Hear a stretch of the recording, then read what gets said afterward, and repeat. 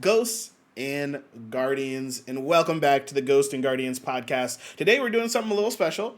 We don't often do this because, we're a brand new podcast. We just got started. This isn't like episode X out of whatever. Like, this isn't an episode necessarily. It's just kind of like a special edition thing. This is going to go up on YouTube. We're really excited about it.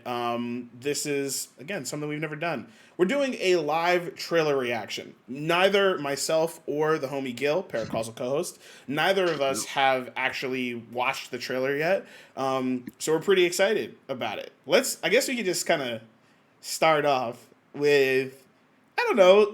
I've already seen like a fair amount of information about it, to be completely honest with you. Like, I didn't watch the trailer, but I've seen the website, right? And we're gonna talk about the website in a bit. We're actually gonna go through the website and talk through all the stuff that's in here. But I've also seen tweets and all sorts of stuff, videos that don't go over the actual video. But what do you think we're going to see today, Gil? We talked about this a little bit before, and we already were kind of like on point. I know you thought it was going to be Season of the Splicer. I mentioned, that was leaked, that it was going to be Splicer. So what do you think we're going to see? What do you think we're going to see in here? Well, immediately, when most Destiny people who know their stuff hear the word Splicer, they immediately think Siva. Mm-hmm. That's not what we're getting. But something different. But I'm pretty sure, like, a podcast ago, we were talking about loose ends. And one of your big ones was Mithrax. So that's what we're getting. Yes. So I'm excited. From the graphics I've seen so far and the theme looks banging. So I'm excited. Yeah, me too. I'm really, really excited. Everything looks really, really good. I am getting some like vibes, and we can actually swap over to at least the web page so you guys can see it. I'm getting really intense prophecy vibes.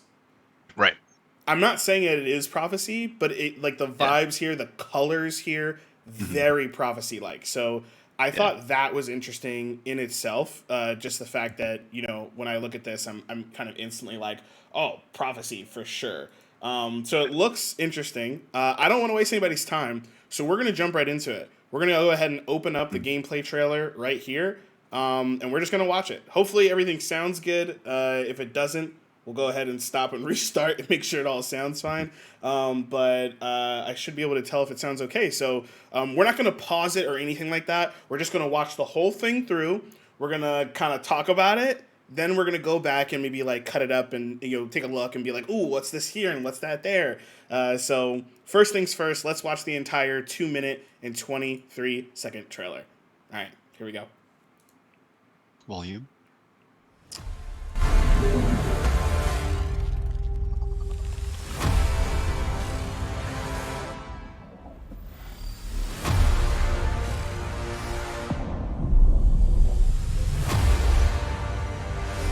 This morning, for the first time in humanity's long and storied history, the sun did not rise.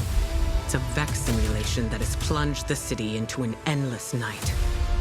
Osiris and I could only think of one we might turn to. Mithrax. He claims to be among the last sacred splicers. Those with the power to commune with machines. Find him, Guardian. Before the Vex do. We must splice an entrance to the Vex network. I can guide you, but I cannot follow.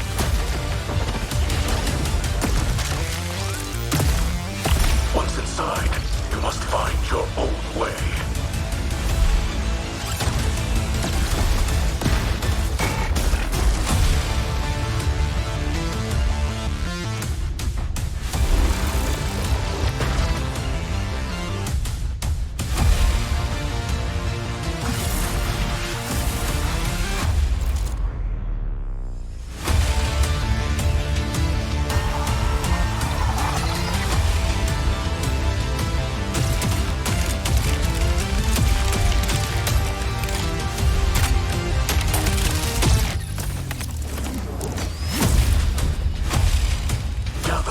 light and prepare for battle.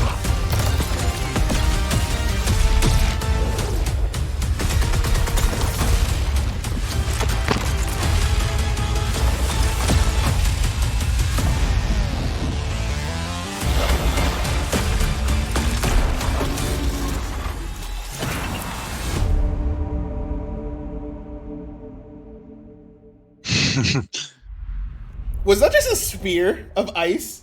Yeah. Yo, how many times have I said I would? Okay, all right. So that was sick. Gil, what are your first thoughts? What are your first thoughts on it? Let me go back to that end screen because that end screen is sick. I got like, if you don't know what I'm talking about, I got kind of Borderlands vibe from it. Here's why. Interesting. Because I don't remember, there was one DLC in Borderlands 3. It was the last DLC of the first season pass that like went into the mind of one of the characters. Oh, and, like, yeah. kind of looked like this. Sure.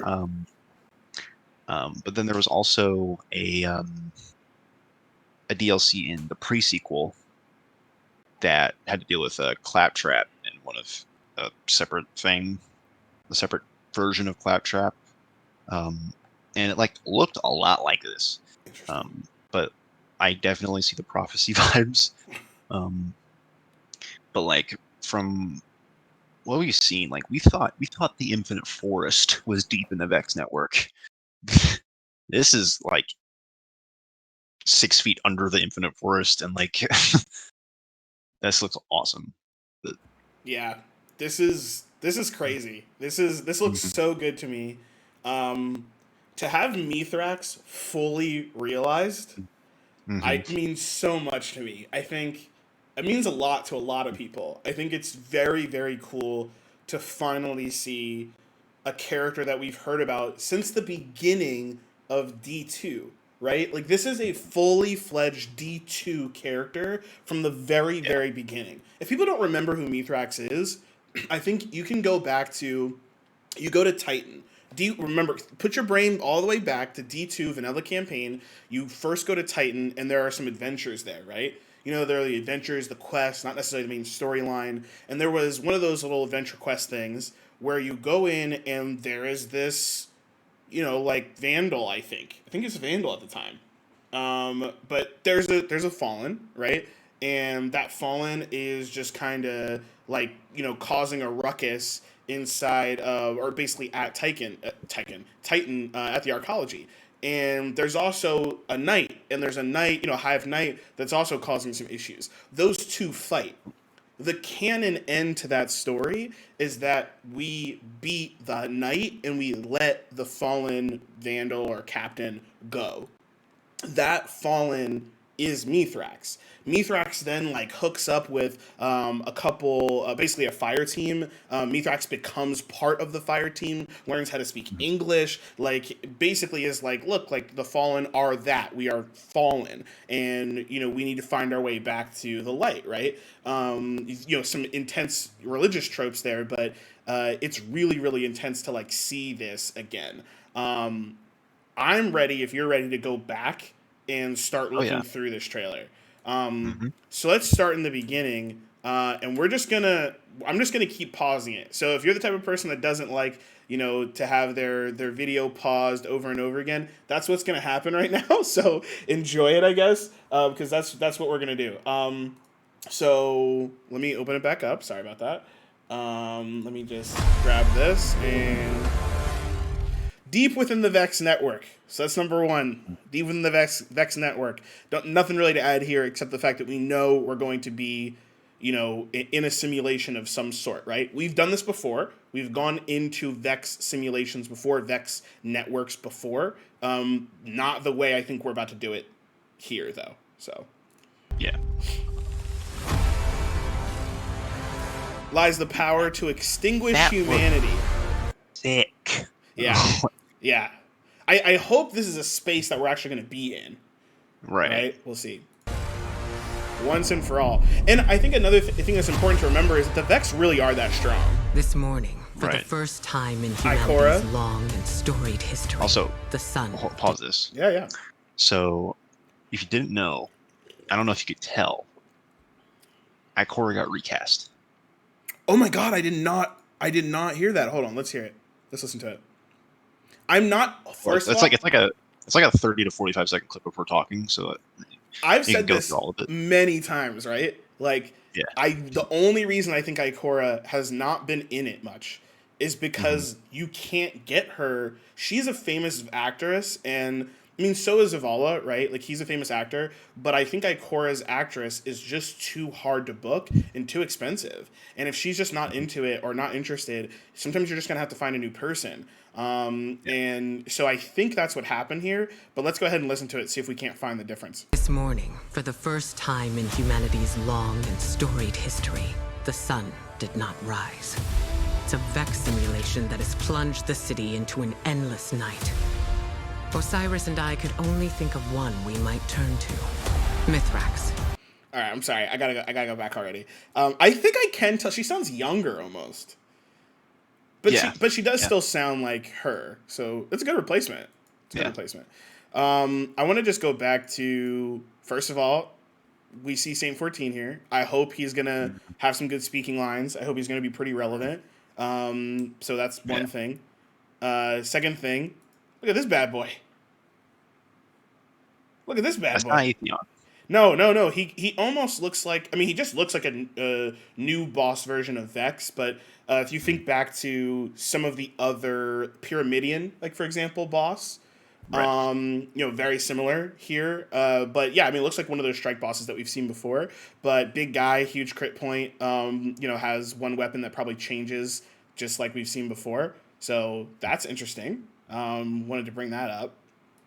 That has plunged the city into an endless night. His chest is Osiris and I could only think of one Osiris and I think that's important. Usually she wouldn't just, the lines wouldn't be like Osiris and I for any reason outside of the fact that Osiris is probably going to be involved. Osiris has been involved since the very beginning of this year, right? The very beginning of the year, his ghost dies.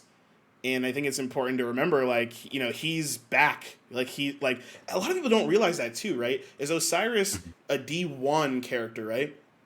He's here to stay, right? Like, Osiris was exiled from the tower, and now he's Zavala's right-hand man, right? Like, that's huge.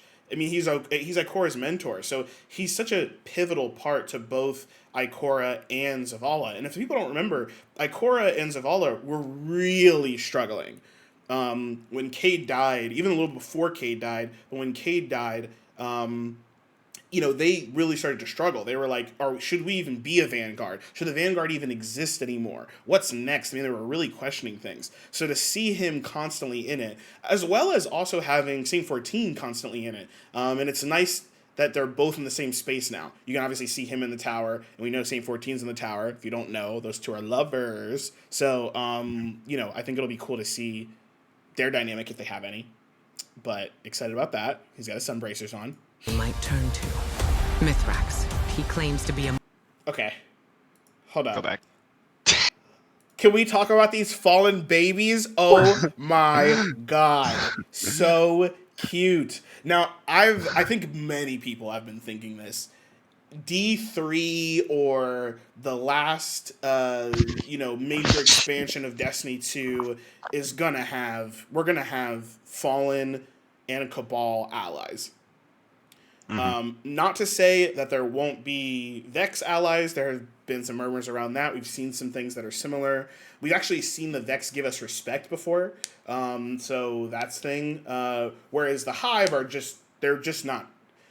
Even the Hive, we've questioned, would we ever pair up with, maybe not Savathun, but Savathun's enemy isn't really us, right? Savathun's own enemy, even to her, is her worm, right? And anything beyond the worms, right? So she doesn't like the worms. She doesn't like the darkness. She's not about that life. She's about getting stronger and not having to get destroyed by people who are stronger than her, which was the Krill's existence, which the Krill were pre-Hive, right?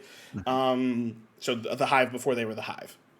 Right. But anyway, I say this because this is the first time we're actually seeing an enemy race in a completely different light. I mean, completely. Right. We've seen, yeah, sure, Kaido talked to us, but Kaido was our enemy, right? There's no doubt about it. Kaido was an enemy. We've seen Callus. Callus was our enemy. You know, we were ready to blow his ass up, right? So at this point, it's completely different. We're seeing a very different side of the Fallen that need to be protected. And we've been protecting the Fallen. If people don't know this, when we jumped into Beyond Light, whenever you save those ships, you know, you go down to, what is that, Asterian Abyss? Cadmus. Right. Cadmus? Yeah, you go down to Cadmus. No, Eventide. Oh, yeah. Wow, we're completely off. It is Eventide Ruins because there's a bunch of ruins. You go to Eventide Ruins and there's the Ketch, the giant ship, and it almost looks like there's like weird hologram things. Those are like holding ships in place. It's like a weird holographic cage. And when we destroy those pillars and the ship goes, we're sending Fallen who don't want to be part of House of Salvation to the House of Light. We're sending them to Mithrax. That's what we've been doing. So a lot of people don't know that, but that's what we're doing. We're saving people. We're liberating these people from a place that they don't want to be, and we're sending them somewhere else. And we've been sending them to Mithrax. So adorable little hive babies.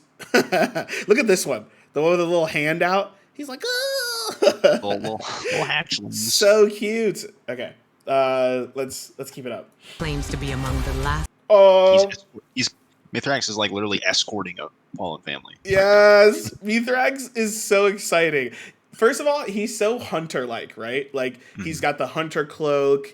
I mean, that's basically it, the hunter cloak. But he just feels very, very hunter-like to me. He's got these, like, giant tusk things coming out. The armor's very, like, Tangled Shore-looking armor. Excited for that.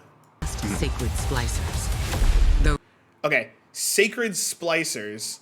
And then we see this interesting gauntlet thing. We'll talk about gauntlets in a bit, but this gauntlet I believe is supposed to is a splicer gauntlet, I think. Does that sound right, Gil? Yeah. Yeah, this gauntlet is literally a splicer gauntlet, so something to think about there. those with the power to Opens up a yeah. This has never ever been talked about ever in any kind of lore. This is completely new. Yeah. We have never heard of technology that can just open Vex portals into the deep Vex network. Yeah, this is huge. Really cool. This is huge. I wouldn't be surprised if we got an entire lore book just about Vex this season. I mean, yeah. I mean, I think he's probably the biggest one, right? I mean, he's going to be the core of this season, and of course, we're going to have his interactions probably with, Ikora. You'll probably have his interactions with Saint 14. Maybe not Saint 14, but oh man, why can't I think of the other Fallen that is currently in Varix. Yes, Varix. Yeah, we'll probably have his interaction with Varix. Hopefully we'll see those two join together, right? Right. But we'll have to wait and see.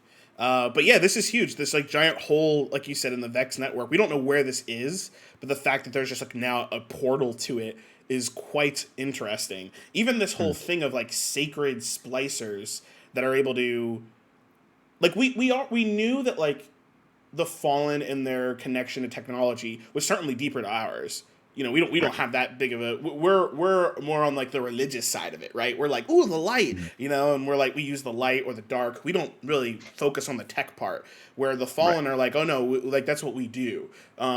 So seeing them being able to conquer part of what the Vex are able to do is interesting. Though we've also seen the Taken do it.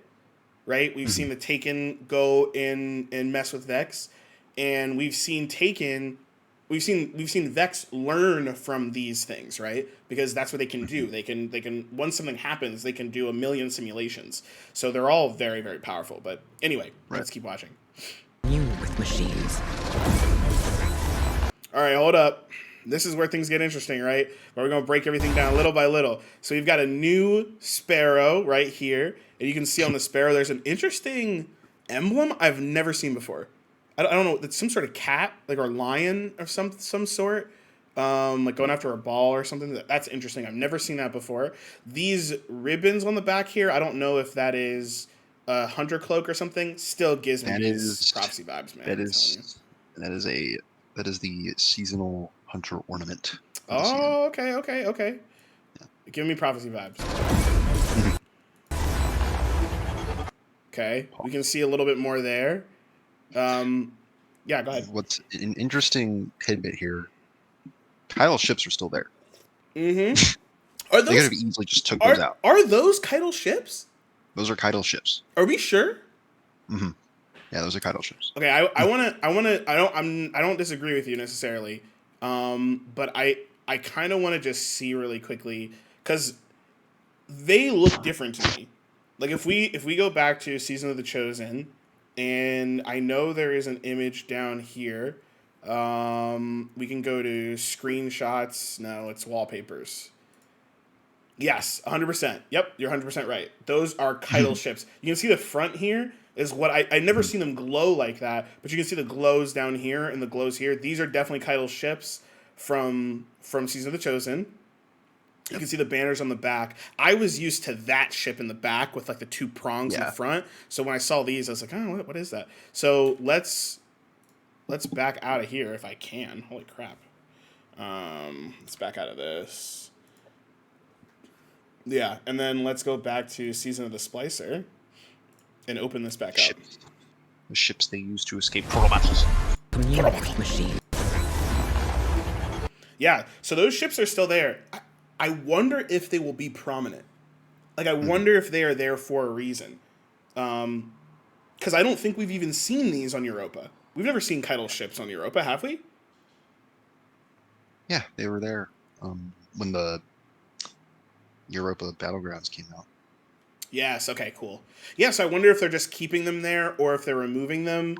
Or if this is, I mean, it's obviously not an accident, but they're supposed to be leaving our system, right? So the fact that they're there is interesting for sure. They're just supposed to keep off Earth.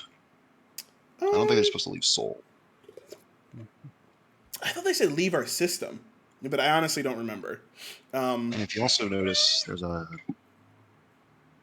crashed skiff. Yeah, right on the left side here. Yeah. This is definitely where we're starting. Europa. Yeah. Those other two spares as well. I've never seen those. Those look pretty new. Nothing like too interesting to point out there, but that's there too. Find him, Guardian. All right, here's some armor. Here we go. Titan armor looks awful. Garbage. Absolute garbage. It literally looks like a teched up version of the Raid Lair armor, which I'll never transmog. The Raid Lair armor for Titans is god awful, and this does not look good to me. The Warlock one, it kind of looks, it's fine, I guess. It looks kind of boring. And then you have the Hunter one, which I think Hunters kind of always just get lucky. Especially, yeah, I love the like headpiece because they've been changing it so that the headpieces aren't always just straight up like capes, which is unfortunate for Titans and Warlocks because Warlocks only have an armband. You can't really be that creative with an armband, and that's the same with a butt flap. What are you gonna do with a butt flap? So I mean, you could do some belts. We've seen some more belt work, but I mean, it's just not as interesting. Yeah. I just think this is ugly. We can also see our first peek at a new sidearm. We'll talk about that in a second. In a bit, we can see a new, what maybe looks like a pulse rifle, maybe a scout rifle. Definitely something longer range though on the Warlock, and we can't really see what the Titan's wearing or what the Titan has. But let's keep it going. Before the vaccine. There we go. All right, let's take a look at that. Yeah, so this is obviously like very fallen tech, right? Yeah. It's all very fallen. Look at the face of that Warlock.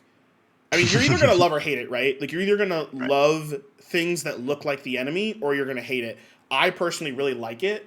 So I really like the Hunter and the Warlock. Again, I think like the Titan is ugly. I like the purple accents on the armor and the guns. Yep. Me too. Yeah. Me too. It looks like someone is just like tore pieces off something and spliced it on, right? Like, and I think that's what this is. I mean, the head of the Warlock definitely is very like vampire bat vibes, and the head of the Hunter is giving me like spider face vibes. And then you just take a look at this ugly giant walnut head looking. I don't even know. I really don't know. But hey, maybe I'll like the. I mean, I don't know. It's just so thick and like not in a good way. Like there's some really thick armors that the Titans have, and this just does not look good to me. I'm sorry. That's I don't know. Hey, dude, give me more of those neon streaks in my armor. Yeah, I'll buy it every time. I agree. I agree with that. I do like the butt flap. You can see there's like a bunch of cables. I like that. The arms could be pretty cool in a couple different stylish ways. But these legs and the helmet, I just hate it.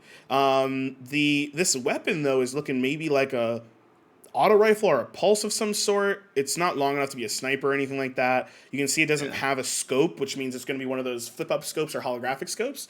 But that looks pretty cool. So, all right, let's keep it going. Okay, there's a lot to go in there. So what we're going to do is slow this down. We're going to slow it down considerably. We're going to mute it so you don't have to hear the painful, slow sounds. Okay, we have what looks like maybe a sidearm on the Hunter all the way in the back. We've got a machine gun. This is a brand new machine gun. This is the reloading of something on this Warlock. And you can see the Warlock actually has a brand new helmet on. This helmet is different. Oh, yeah. And look what's on the back of that Warlock. Look at what's on the back of that Warlock. If you don't know what that is a Warlock specific sword. So twice, maybe 3 times in Destiny, we've had class specific swords. I think it might be 3 times. Every single one of them is Sunset or in D1. That to me looks like the Warlock specific sword. And whether it comes back as a Warlock specific or just back for everyone, I don't care. I want it. They're very, very cool. They aren't necessarily the most meta all the time, but they're just cool. They're just different, and I really like them. Hunter's got quick thing on the back, literally. Oh, I didn't even see that, dude. Nice call out. Yeah, so the Hunter in the back has quick fang. Yep. But also, the gun the Hunter's holding is the Scout from earlier. The one from the Warlock is a breach grenade launcher. Oh, okay. So that makes sense. I mean, you can see it. I mean, it's opened, right? Yeah. All right. Let's keep it going. That is so cool that you noticed quick fang. So my assumption is that these weapons are just being brought back into the loot pool. They said they were reprising a few weapons. So. Yeah. So that's very, very exciting. Which means Throne Cleaver's coming back. Yes, dude. Throne Cleaver is one of my favorite weapons. That huge ground pound you do with it when you're just like, ugh! Like it's so good. Yeah. I'm gonna be dude. The styling I'm gonna have to do in this game. I've decided. Sorry, I'm on a tangent. I've decided for transmog, I'm going to beat the entire story first, right? Then when I realize what weapons and stuff exist, then I'll start transmogging. Because I want to make sure I have like a set of armor that's transmogged in a way to look, I don't know, just like however I want to play that season. So if I'm like, oh yeah, linear fusion rifles are meta, I'm going to be using this a bunch, and then I want something stylistically to go with that. But if Throne Cleaver's out, I don't care what's meta. And it'll just be Throne Cleaver all the way. Go play a little bit. Yeah, let's take a look. Pause. Oh. Quick thing. Yep. That's another quick thing. He's got the sidearm. And this is a new ornament set. Yeah. The casual hunter. Do you see this sweater? This sweater? Literally. The helmet, too. And even, like, the jacket. This, like, I just have this jacket on my back. Yeah. This is awesome. I'd love just a casual armor set. Like that'd be cool. The Lux for the Titan was very casual. You literally just have like a jacket. There's another one where there are just like some worker boots that you have on. Those are really cool. And by the way, anybody that's here live or watching on YouTube, we'd love to hear what your guys' thoughts are on all of this. Whether it's in the comment section or, again, live in the chat, looking at you, Darth, or anybody else that's watching this afterwards. Like, if you guys have thoughts on what things look like, we all know everybody's going to think the Titan's ugly. But if you think about, this casual set, this new helmet that's kind of looking like it's straight out of Power Rangers, or of course these exotic, or they're not exotic, but these class specific legendary swords. I'd love to know what people's thoughts are on that. Yeah. Cool. Let's keep it going. We've got one more character here, two more characters here. Okay, here we go. We've got another. Pulse? I believe that's Pulse. Okay, so we've got this Pulse. Then this next one's the shotgun. That's a shotgun? That's a shotgun. Okay, well, everybody knows I love shotguns, and I love this helmet much, much better. And the arms here. I love the helmet and the arms. I mean, it's very, very white, so it's kind of hard to hear. Throw cleaver, throw cleaver, throw cleaver! Dude, you see it? Throw cleaver on his back. Oh, dude, they showed it for 1 second. They know Titans care the most. Look at this. It's just like, oh my god, it's literally one frame. Are you joking me? That's so funny. They're like, oh, yep, and then one frame with thrown cleaver in it. Oh, it's too beautiful. Yeah. That's too beautiful. Okay, well, let's go ahead and get the speed back to normal, and turn the audio back on, and let's keep it going. New seasonal activity, 6-player matchmaking. I've missed 6-player matchmaking. Gil, have you ever been around for 6-player matchmaking activity?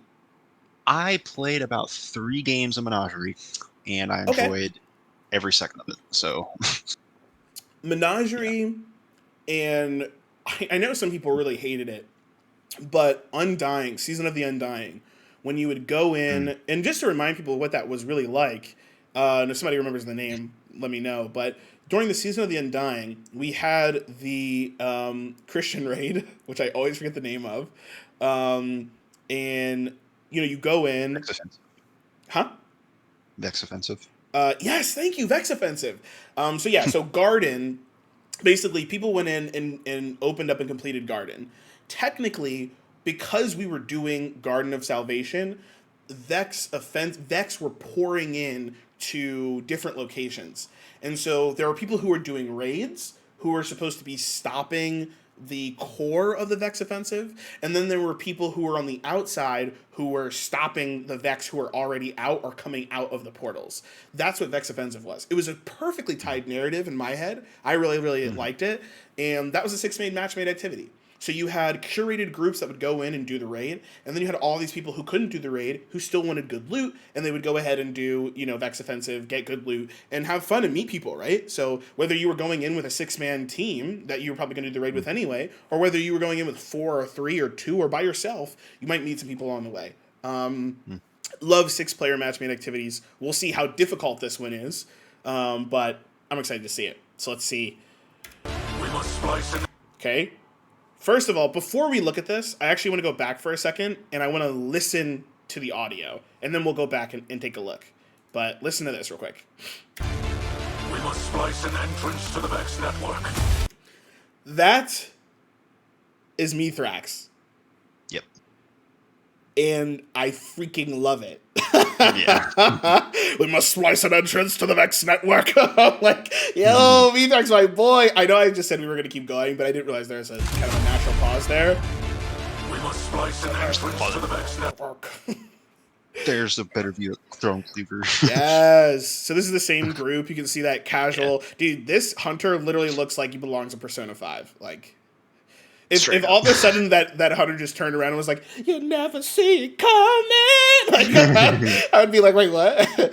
But yeah, it looks good. Also, you can see some of the armor from different angles. Again, I really like the hunter one. I like the hunter headpiece. I do like the butt flap for the Titan. It looks good. I don't like anything else. The Warlock's looking fine. The swords all just look beautiful. You can see the difference between. I don't remember the name of the Warlock blade. It's called like something's what was it? I think it was like Eternity's Edge or something. But yeah, you can see the difference. This is like a longer sword that it has a very different kind of like mystical feel to it. Then you can see Quick Fang, which is literally just like Assassin's Blade, right? An Assassin's Blade. Yeah. And then you have the Titan, which is just massive. The hilt is like all the way above his head. So you can see how huge that sword is.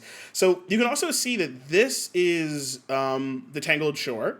And you can see that there is almost like holographic or digital structures on the Tangled Shore, which are changing the landscape of the Tangled Shore, which is cool because we haven't seen anything like this before. We have seen Bungie change their locations. A great example is actually the Tangled Shore with Season of the Hunt, where you literally had those giant like pylon. I can't think what they're called now, but the giant like, you know what they're called? The like drill things. Cryptoliths. Yeah, the cryptoliths. This is why my paracausal co-host is here, because I forget the name of everything. But yeah, those cryptoliths changed the way that you literally, I mean, you would go on to Tangled Shore and you'd be like, what the heck is that, right?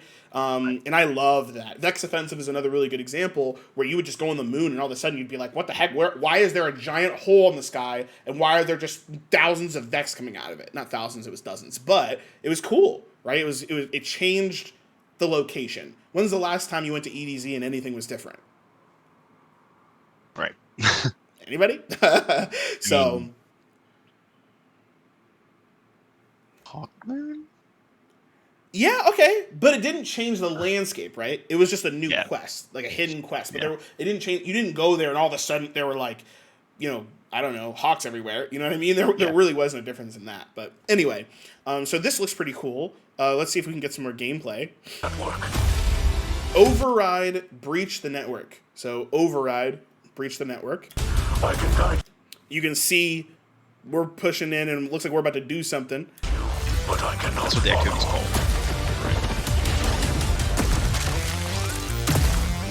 So if you didn't hear that, Gil said that's what the activity is called. The actual activity is called Override. And I want to break some of this down, especially because some of these weapons. So you can see classic grenade being thrown, just the hunters running in. You can see this really ugly Titan doing his normal behemoth stuff. Nothing really special there. You can see the Warlock with that vampire bat face doing the melee. You can see that I think is a pulse rifle. I think I actually heard the pulse rifle sound, but you can kind of see a burst come out of it. So I'm pretty sure that is a pulse rifle. It could be an auto rifle, and maybe it was just shot like a burst. But we have to see a little bit of that. And then we see this hunter here throwing the classic Silence and Squall. But what we see is that's the shotgun. So good call out. That's the shotgun right there. Yeah, I love shotguns, and I just want to slow it down real quick so people can really see it.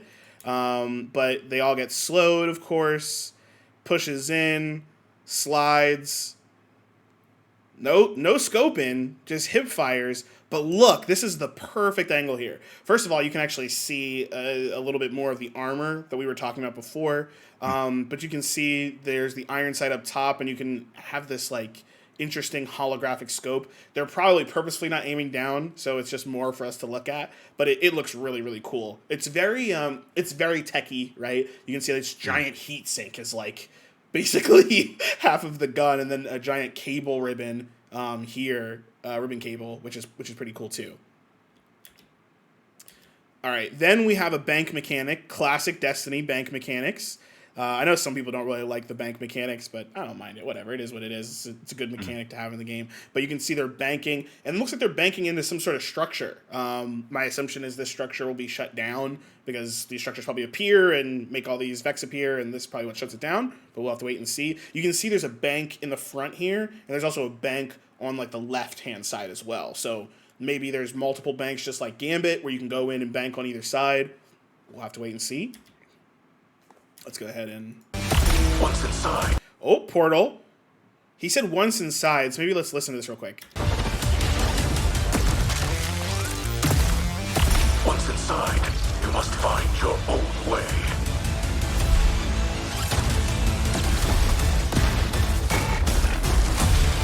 Okay, so it sounds like Override. Override is that 6-man activity, right? As Gil mentioned, that's the name of the activity. And if we...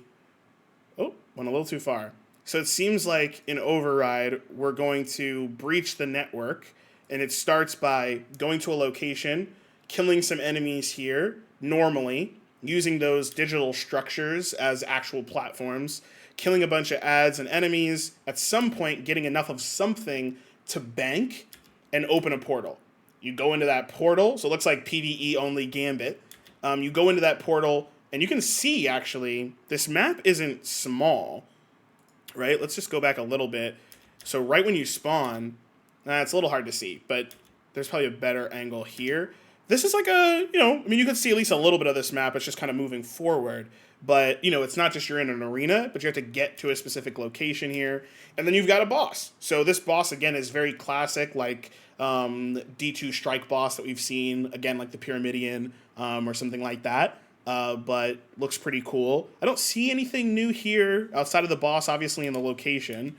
You can see that grenade is thrown, classic ice wall. A rocket is thrown. You can see a classic punch here. I'm not seeing any exotics on this character, so I don't think this might be the new. We know we're getting new fragments, right? And aspects, right? So this maybe is some sort of like, more damage or something like that, because you can see the ice wall and he punches through the ice wall and hits the boss, and the boss dies. Maybe they're just doing that for cinematic, but cool. What do you think of Override? So, I mean, obviously, we don't know 100% about it, but what do you think so far?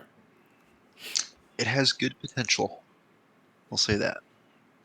Mm-hmm. It has a lot to live up to being a 6-man activity. Yeah.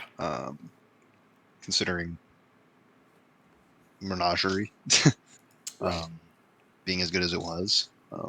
I don't feel like it needs to. I don't think it needs to be a Menagerie, though. I think, to me, it needs to be like a better Vex Offensive. Like, Vex Offensive, personally, again, I know a lot of people didn't like it, but I think it's because people got bored of it. But I think for me, like, as long as it's in the same vein as Vex Offensive, where it's like, hey, here's an activity, you go in, it's easily repeatable. I think Battlegrounds, they're repeatable, but not easily, right? They kind of get annoying after a while. They're long, they're kind of arduous. Whereas Vex Offensive was long, but it wasn't hard. I mean, the ending could be hard sometimes, but I think generally you'd still beat it. It would just might take a while. But if this is easily repeatable, I don't think we're going to have as much of an issue. But I don't necessarily, I didn't mean to cut you off, but I think comparing it to Menagerie to me is like, I do think we're going to get a Menagerie style thing at some point.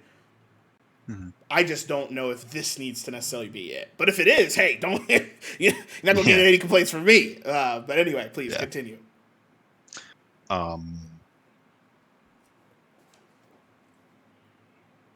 I'm interested to see the reward structure. Yeah. Because last season, it was focusing all on Umbrals and Cabal Gold and runes to put into the hammer. So we're getting another item like that this season. But we still don't know how it works yet. Probably seeing the TWAB on Thursday.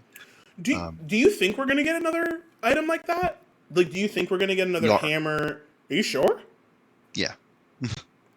Is that in the website? It's in the website, yeah. Okay, we'll talk about it. Because we saw the hammer originally, and there was that thing that the lure, right? The lure that we had for Season of the Hunt. I haven't seen anything like that, but we'll talk about it on the website. I honestly could have just missed it. So, honestly, I'm going to be honest with you. I hope not. And if we do get it, I hope it's way less like... I mean, considering that the recaster's still here, I would assume it's going to have to do with Umbrals. Yeah. Umbrals are still going to be a thing. I mean, Umbrals are part of the system now, right? I mean, they were like, we're bringing back Umbrals to stay. So there definitely is. I think you're right. I mean, I guess that makes sense. We definitely are going to get something where we can focus. Yeah. I just don't want the same kind of focusing system. I mean, it wasn't engaging this season, right? Season of the Hunt was just not engaged. I'm sorry, Season of the Chosen. Their system just wasn't nearly... Season of the Hunt, I actually engaged with quite a bit. Yeah. And then obviously Menagerie, I engaged with a ton. But...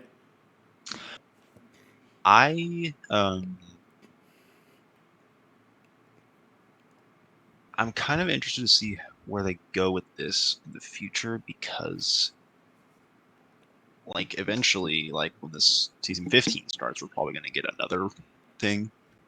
And depending on if you're keeping the hammer and the lore, you're going to have 4 different things in your inventory quest tab for loot. Yeah. So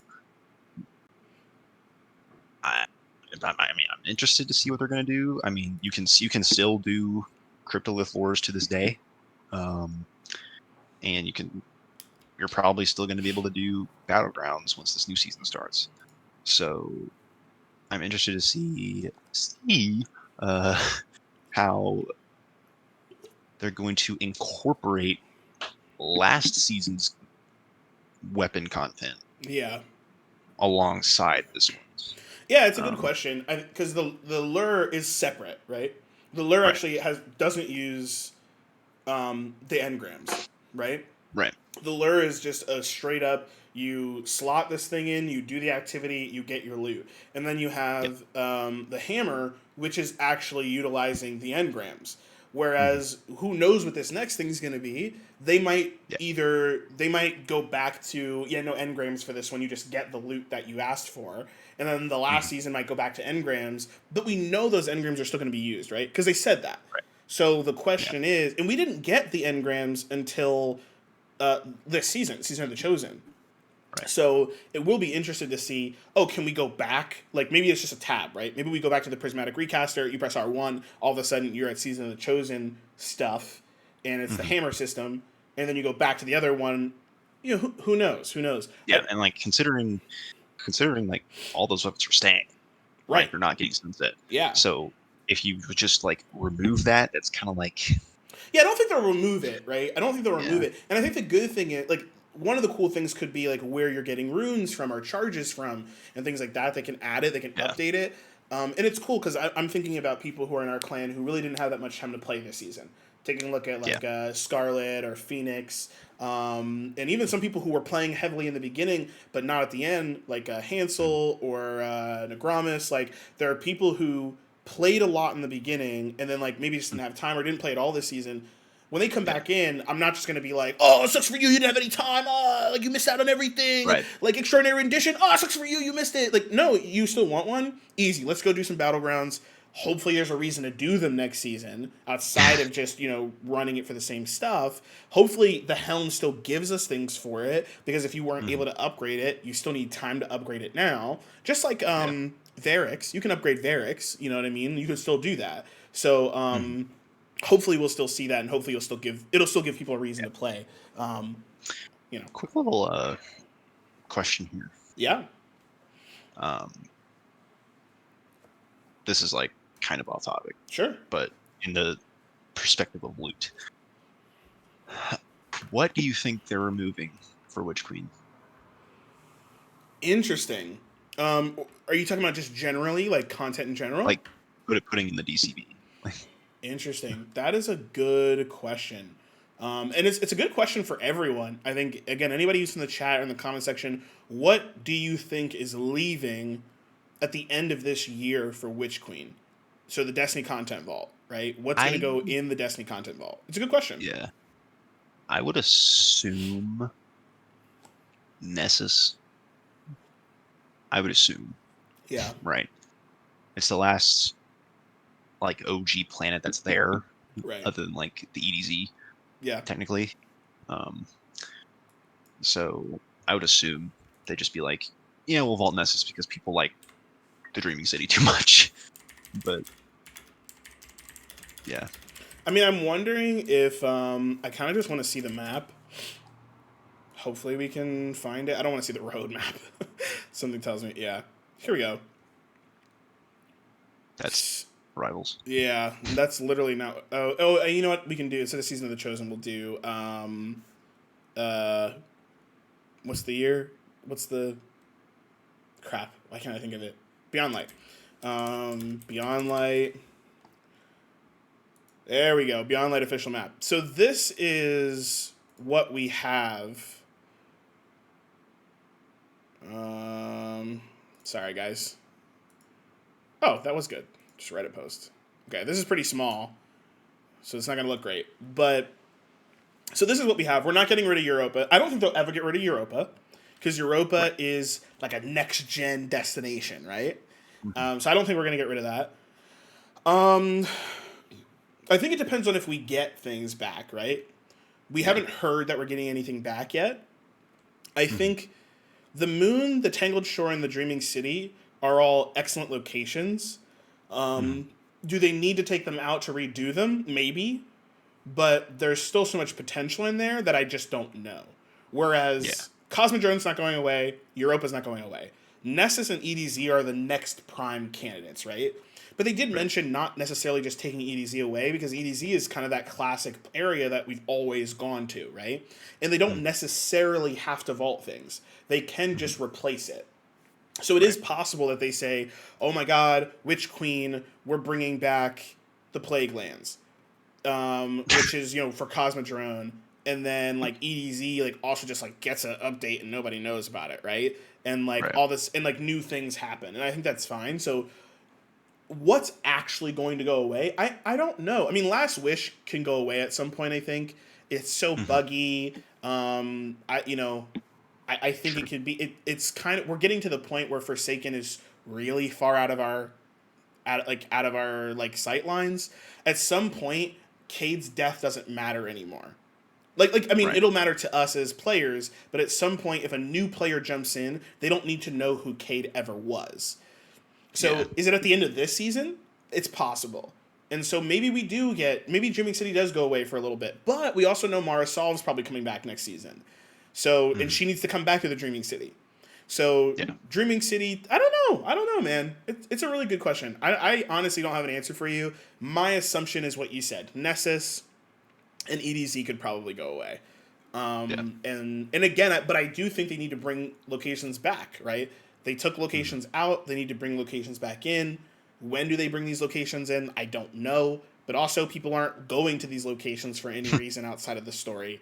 And Kaido won't matter later. Kaido won't matter next year in the sense that her presence on Nessus won't matter. She'll still matter in the story, but her presence on Nessus won't matter, and we can get rid of Nessus. So, let's bring back the Dreadnought. I mean, that would be cool. I mean, Saturn's not even on here, right? So, like, and we can never go into Saturn necessarily. I mean, I guess you could, but it's a gas, right? It's Cabal, big Cabal Brothers. Yeah, so it could be interesting to see all that. All right. Let's get back to the actual trailer, because we just got to something that is a very hot topic right now. So let's go ahead and jump right into it. Armor synthesis, custom build any appearance, or we know it's not any appearance. We know we got to pay for that appearance, but let's see what it looks like here. Oh, didn't mean to do that. Also, let me turn this down a little bit.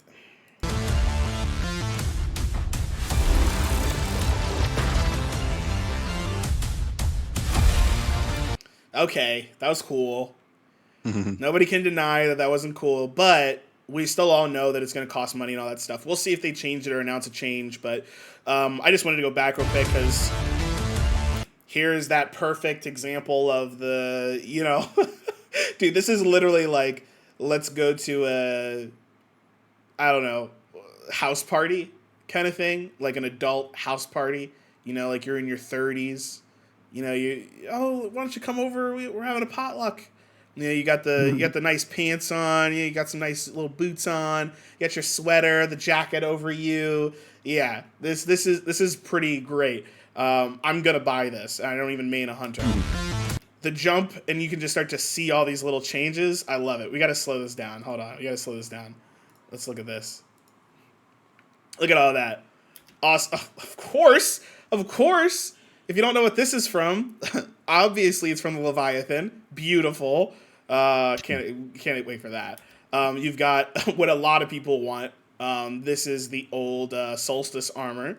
People are excited about that. You've got the Titan here. Again, beautiful Leviathan armor. The Titan's doing something. I don't know if this is supposed to be a finisher or what, but it looks pretty cool. You can see it's kind of like, I don't know, almost like summoning some power, and like it looks like a finisher. I think it's a finisher. Also, you can see here the helmet and the chest piece. If you don't know what that's from Menagerie. Looks awesome. One of the things that actually made me sad about watching all of this was realizing just how many armor pieces I actually want. They did a really good job of enticing us to get excited about this armor piece. Also, I don't know what this emblem is. if someone knows what this emblem is on the Titan's chest, that doesn't exist. That does not exist on this armor piece. So I'm interested in, if someone knows what this emblem is, please let me know, because I've never seen it before. Maybe it's the loom or something. I'm not sure, but that's new. I don't know if they're going to give us stickers. We can start putting stickers on our armor or something, but that is new. Putting that out there. Oh, and you've got the, I love that, Gambit Prime helmet. Oh, man. I got to get the Gambit Prime gear. That always looks good. Yup, the chest piece. Here we go. We've got a bunch. Oh, so these are some new things right here.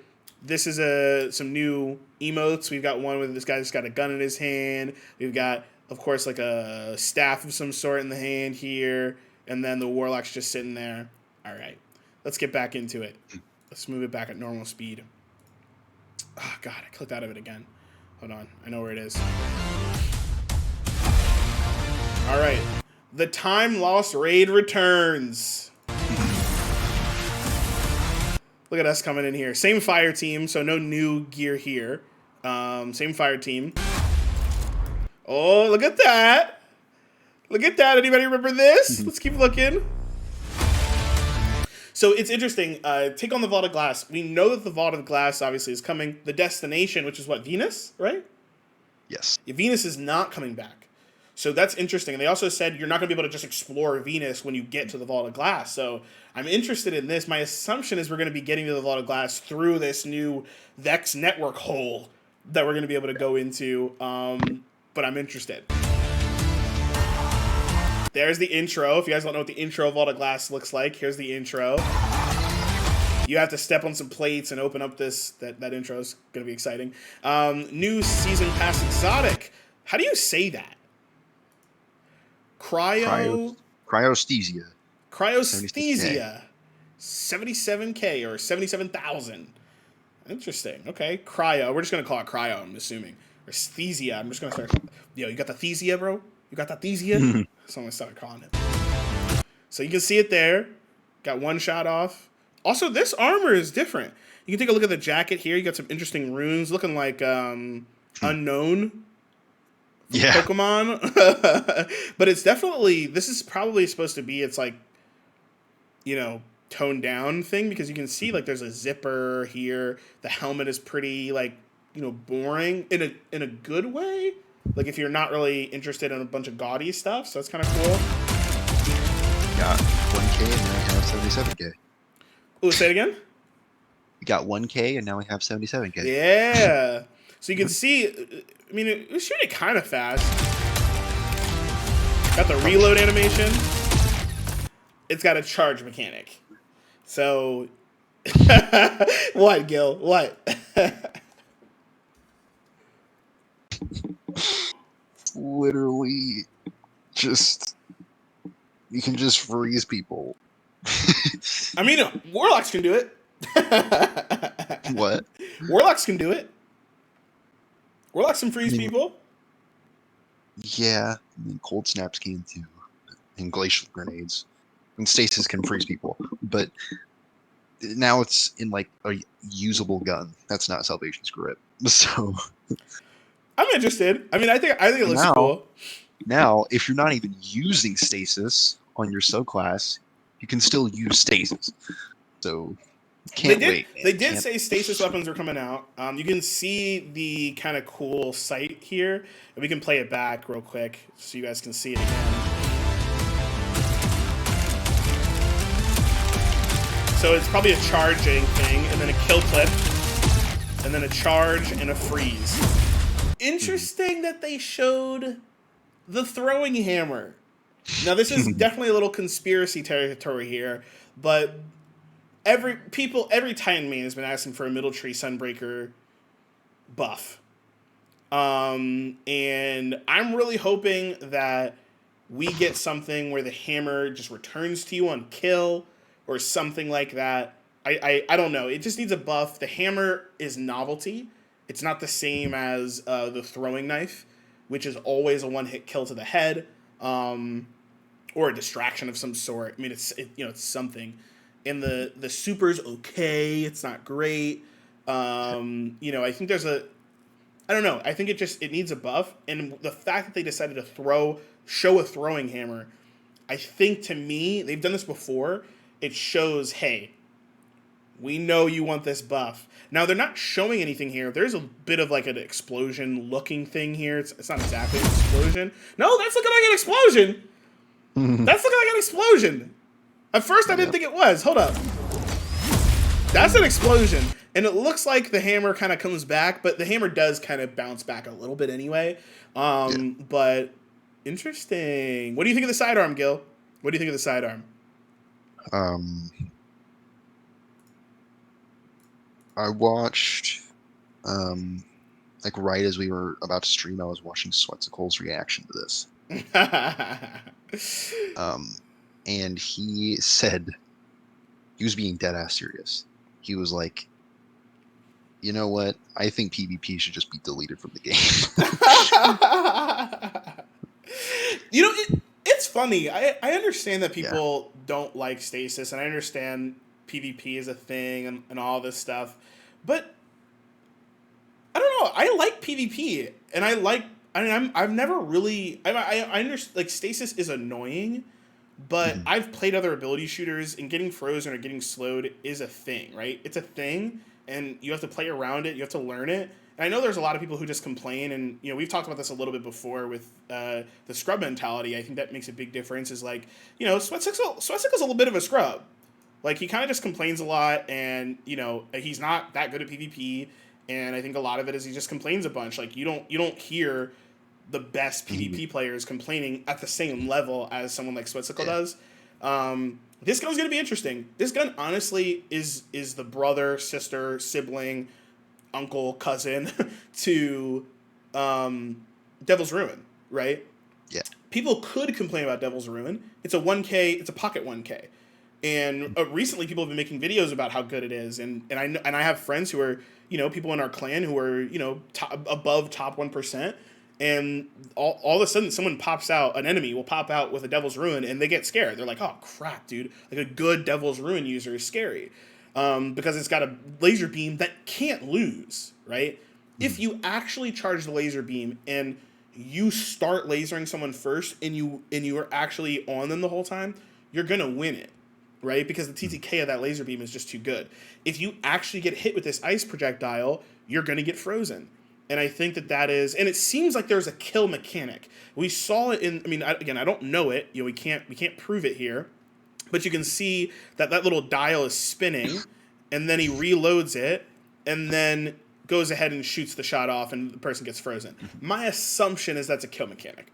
My assumption is you shoot it a couple times, you get a couple kills, and maybe you get 1 kill, it slows, 2 kills, or I should say, what is it? Yeah. 1 or 2 kills, it slows, 3 or 4 kills, it freezes or something like that. Or maybe it's just straight up you need 3 kills to freeze somebody. Or maybe it's just 1 kill. I don't care. I don't know.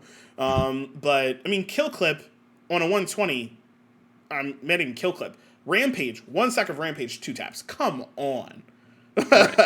I've 1-tapped with a hand cannon before with the right conditions. Which one's worse, getting frozen or getting 1-tapped? I'll tell you, it's getting 1-tapped. So it's interesting. We'll see. I know people are going to complain about it. Whatever. Change the meta up. I'm okay with it. I think it would be good as long as it's not or more balanced, I should say. If there is a kill mechanic, and if it's a cold snap freeze, not a glacial grenade freeze. Oh, yeah, okay. So with the short freezes, not the long freezes. Right. I think it depends. I think for me, it depends. I think if it's a kill mechanic, I think a long freeze is okay, personally. Like, if the kill mechanic isn't there and it's a long freeze. No. I think I think if it's a charge, to me, you think about it this way, right? A Voop or a fusion rifle, Voops are deadly. People complain about Voops and then they say they're not good, and then they get killed by them and they get upset. But the truth about a Voop is that if you have the distance, if you have the right amount of space, if you pre-charge it, you will get killed. And if you are a good player, you'll hear that pre-charge and you will bait it, or you'll get out of the way and they'll waste their shot. I think it's going to be a similar thing here, right? Is that the Voop will go out, or will hear the charge, and then all of a sudden it will happen. And just to be clear, let's take a look at how it works here. We can see the recharge, and we can see a charge mechanic. That is literally a charge mechanic. You can see the thing starts spinning, the gun starts glowing, and then all of a sudden it's got this shot off. Now it could be more of a kill clip mechanic, and just when you activate this kill clip mechanic, all of a sudden it shoots off. Time will tell. Literally in 1 week, we will know. This is the free exotic. And again, on the record, I hate free exotics. I think free exotics ruin this game. I'm dead serious. It is the hottest hot take I have, which is not that controversial, is that I want this free exotic, but I want it in a quest. Give me one quest. It does not literally repurpose any quest that was back in D2 vanilla and just change the voiceover, and at the end have an engram pop out and give me this exotic. I'm serious. I don't care, but I hate it that we don't get any lore around this exotic. It drives me nuts. That's the thing. Like, over these past seasons, we have gotten some cracked out season exotics and get them on the first tier for free. Tikus! Like Wither Horde and Tikus and Dude, even Duality is really good. Dude, I never even thought about that. Wither Horde was a free... Wither Horde. Yeah. Wither Horde was a free exotic. Do you know how juicy that gun is in every way? Lore, damage, PvE, PvP, the look of it. It's so cool. It's one of my favorite weapons in this game. A lot of people say it's S tier, and I don't disagree at all. If you say it's anything lower than A tier, you're literally sick. Go get some help. It was free. And I don't mean, just to be clear, I'm not saying people don't have to pay for it. Obviously, we had to pay for it. But what I'm saying is that you go in, and the gun it's just there. And I hate that. Even if I just had to go to Zavala, and he goes, Guardian, we found this on an enemy ship. It's better in your hands. Yeah, okay, cool. Duality, literally, if I could have just went to the spider, and the spider was like, I found this on a ship. You owe me. It would have been so cool. But instead, you're just like, oh, here you go. Duality, here. Take it. I hate it. I hate it. The season before that, we got Worthy, what was it, Tommy's Matchbook? Garbage. And then the next season, we got Wither Horde. And honestly, and even Tommy's, Tommy's is a fun gun. But, and they could have been it literally could have been just a random Guardian telling a story. It could have been the Ghost being I heard from the Ghost Network about this guy, and all of a sudden you're in a strike, and he tells you the story of Tommy in his matchbook. It's or just, I don't know. I just really, really hate it really does feel like a cash grab. It really does feel like, well, we just have to give them an exotic, and we will get it. Instead of showing the exotic, show a quest step. Show a quest step. Show an exotic quest step, and it's just one thing. It's like, if it's Tommy's Matchbook, get a bunch of kills with auto rifles, do this mission, you get Tommy's Matchbook. It's not hard. And then, and now you have the catalyst, and go work on that. And then, sure, later down the line, you can get Tommy's Matchbook in the Battle Pass, as long as you've gone, which is stupid anyway. The fact that you get multiple Tommy's Matchbooks is already stupid. But, I don't know, man. It really makes me upset. So, I'm going to stop complaining now.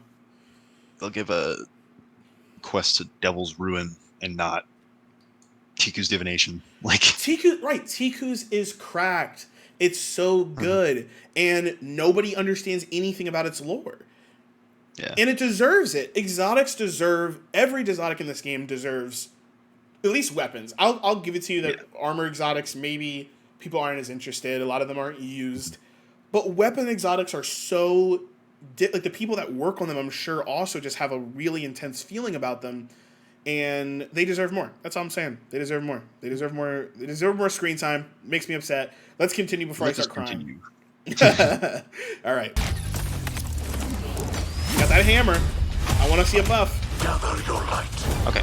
Pause it. Oh, pause it? Okay. So, for getting a new weekly mission, this is probably going to be similar, not to Presage per se, but probably to the weekly quest from Arrivals. into like the Ascendant Plane and Io, the tree. It's probably gonna be similar to that. Like Presage wasn't that. Presence was Like an exotic quest. right. Yeah. Like you got an exotic, a random rolled exotic every time you completed that. This is probably going to be for an exotic too, I would assume. Yeah. Like they're not just going to put a weekly mission in and like not have us do anything with it. I don't know. That's what they did with the tree. Yeah. I think Well, I think they will. I don't see why not. I guess that makes sense. But I mean, if I think this is going to be a the vehicle for sidearm- lore. if the sidearm is the only exotic they're going to give us this season. No. We're definitely going to get another exotic, but I don't think this is going to be tied to it. I think this is going to be a pinnacle quest. Actually, it is. We'll talk about that actually later because we do have the roadmap. We'll get to the roadmap. We'll talk about the roadmap. So let's watch the entire section of this and then we'll go back. So let's watch the whole section on Expunge. Gather your light and prepare for battle.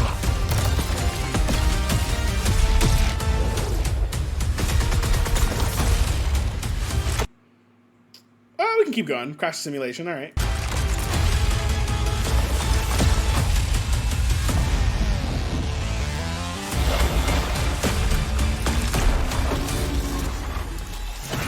Yeah, boy.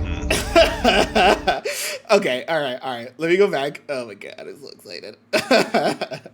All right, we're just gonna do some pausing. Gather your light. Gather your light. I don't think I saw anything new there. So this is not 6-man. This is 3. Yeah, weekly just mission, for right? clarification. Yeah. And prepare for battle. Nice. We got a classic Hydra. Beautiful. You see this hunter doing a little hunter dodgy move, shooting him. I think he used the pulse. Say it again? I think he used the pulse. Yeah, I saw that. That was definitely some pulse action here. Yep. That's the sidearm. You can see he's free. He just froze the Hydra. That's the new machine gun. So it's definitely one of the faster machine guns. It's not like the Swarm. It's a fast machine gun, probably like Hammerhead. Cross the simulation. Oh, sorry. Say that one more time. I missed it. Hammerhead 2.0. We need a good Void machine gun. Oh, Hammerhead 2.0 is literally the one from the Raid. It's not commemoration. It's the exact same archetype. In Void. This actually might have actually been faster. I don't think so. I do think this is the same archetype as Hammerhead. I mean, it looks very similar, and it sounds. The speed was similar. Crash simulation. Nice reload. Stop the endless night. Endless night. If you remember in the beginning, Ikora mentioned she was like the sun hasn't risen. So it seems like there's some endless night going on, and we're gonna put a stop to it. Yeah, and if you think about it, that's a really bad beat for humanity. Yep. Not great. Can't really live without the sun. Yeah, not great. Not great. So, The Vex are like, that's it. Get rid of the sun. They'll just die. Well, it's a simulation. Right. But the simulation, is the simulation Still isn't like real. Yeah, this not simulation as like a holographic thing. It's a simulation in which you are actually living, like Saint 14. Saint 14 was in a simulation his entire existence after he became, once he was in it. And save the city. Nice, you got a little classic bouncy pad. This is interesting. So you see all these Guardians pushing this Vex Lord looking dude. And he's got a new gun. Look at this giant gun thing that opens up and shoots a giant laser beam. Okay.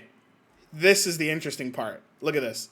So it looks like the Warlock froze these enemies. Something that looks like lightning broke it. That could have just been the breaking of the actual Vex. But then that thing right there looks like those shards that Hunters drop, or even that like Titans drop when you break the grenades. But we can see that all of a sudden that shard is in the Titan's hand. And the Titan's getting beamed down, and the Titan's like, I don't care. Jumps up and throws it. I've been wanting that for a long time. That's definitely an aspect. There's no doubt about it. I'm hoping, or fragment, I'm hoping probably an aspect, right? Aspects are the ones up top, right? Correct. Yeah. So the big ones, the ones that do big changes.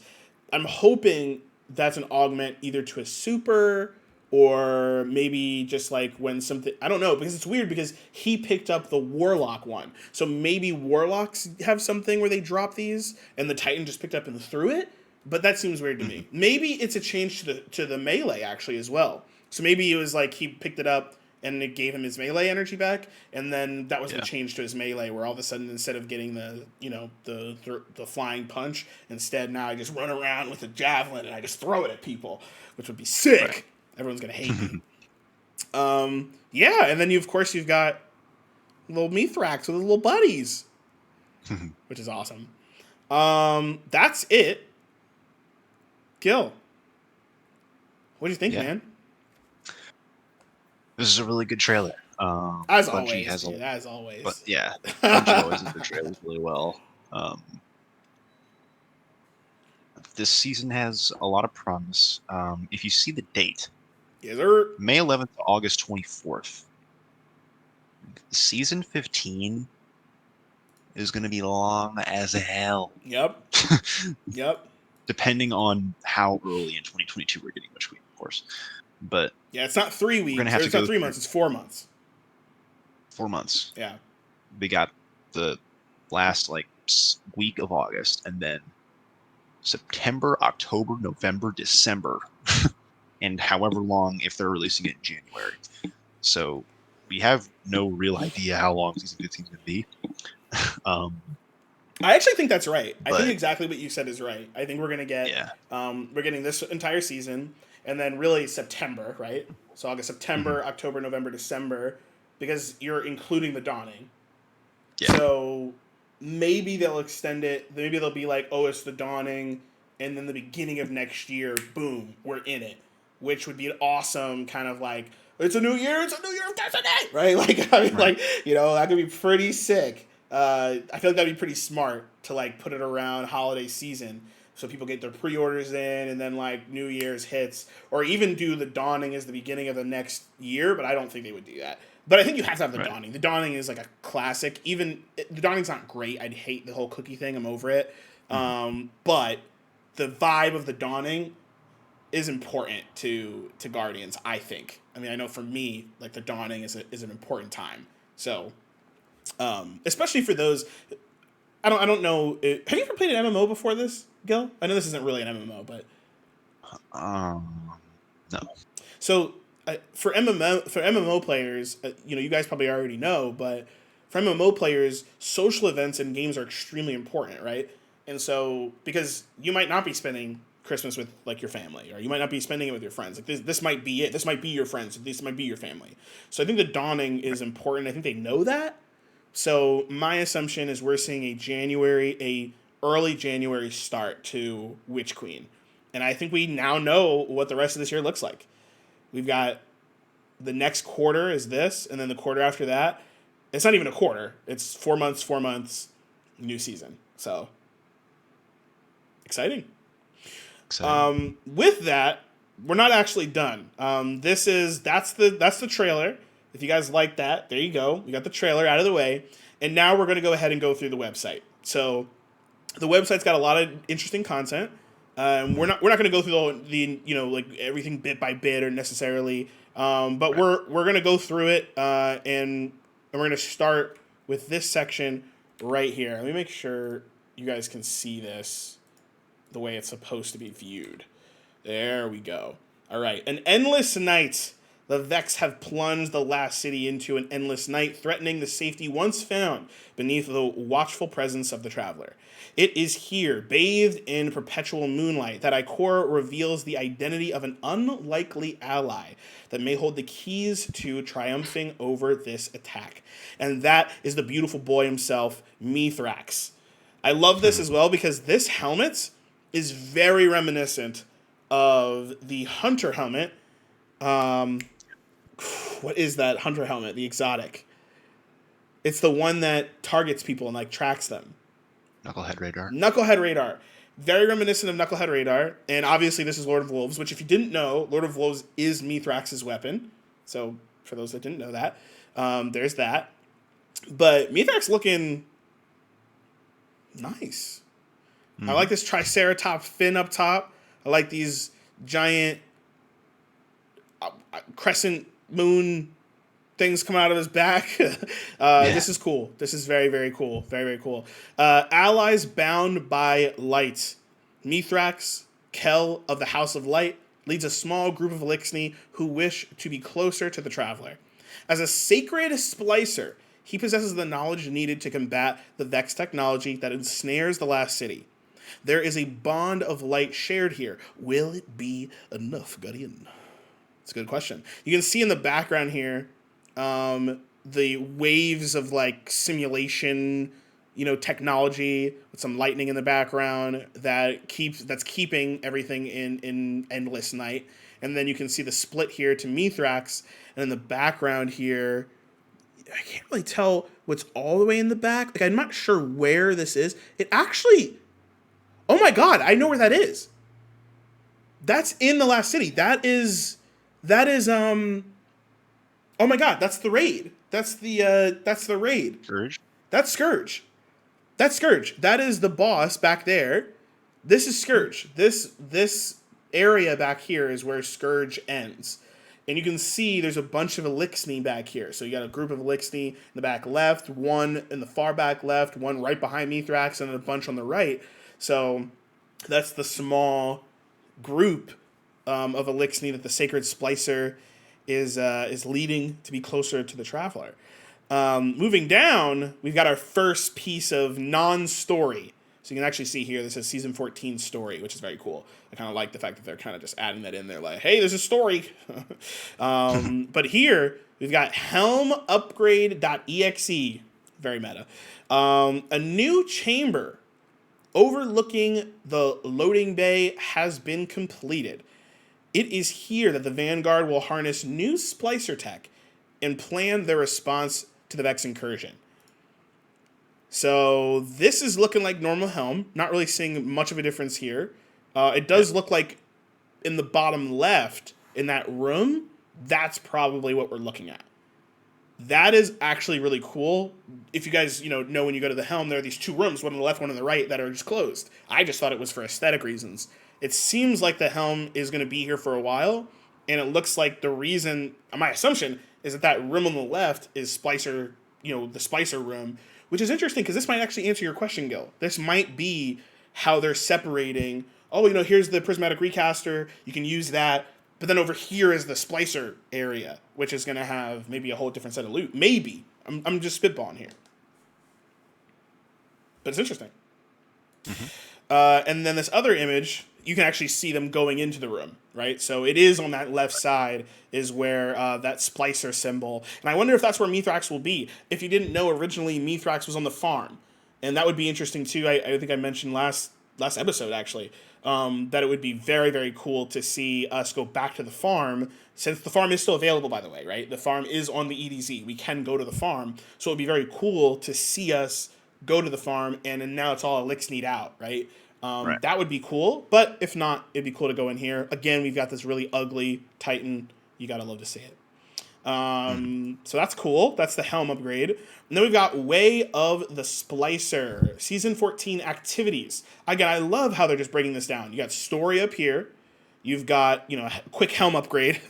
And then you got activities. So we're getting two main activities. Way of the Splicer.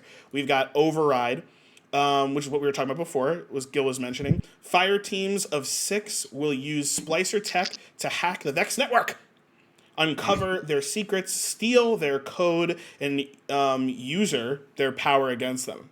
I don't know if that's on purpose or if it's supposed to be used. It's an accident. All right. You can see a champion here, so there's going to be champions. I wonder what we're going to get for the artifact in terms of its, what's going to be anti-overload and anti-barrier and all that good stuff. Very, very excited about that. Looks pretty cool. And then we've got Expunge, weekly pinnacle mission. So this is, again, what Gil was talking about when he said weekly pinnacle. So this is a mission that you go in and you're going to get pinnacle gear. So I don't think this is going to be an exotic quest necessarily. I could see us having to do this or something for an exotic later down the line or something. But if anything, I almost feel like Override will be closer to something for an exotic. But, we'll just have to wait and see, right? We'll just have to wait and see.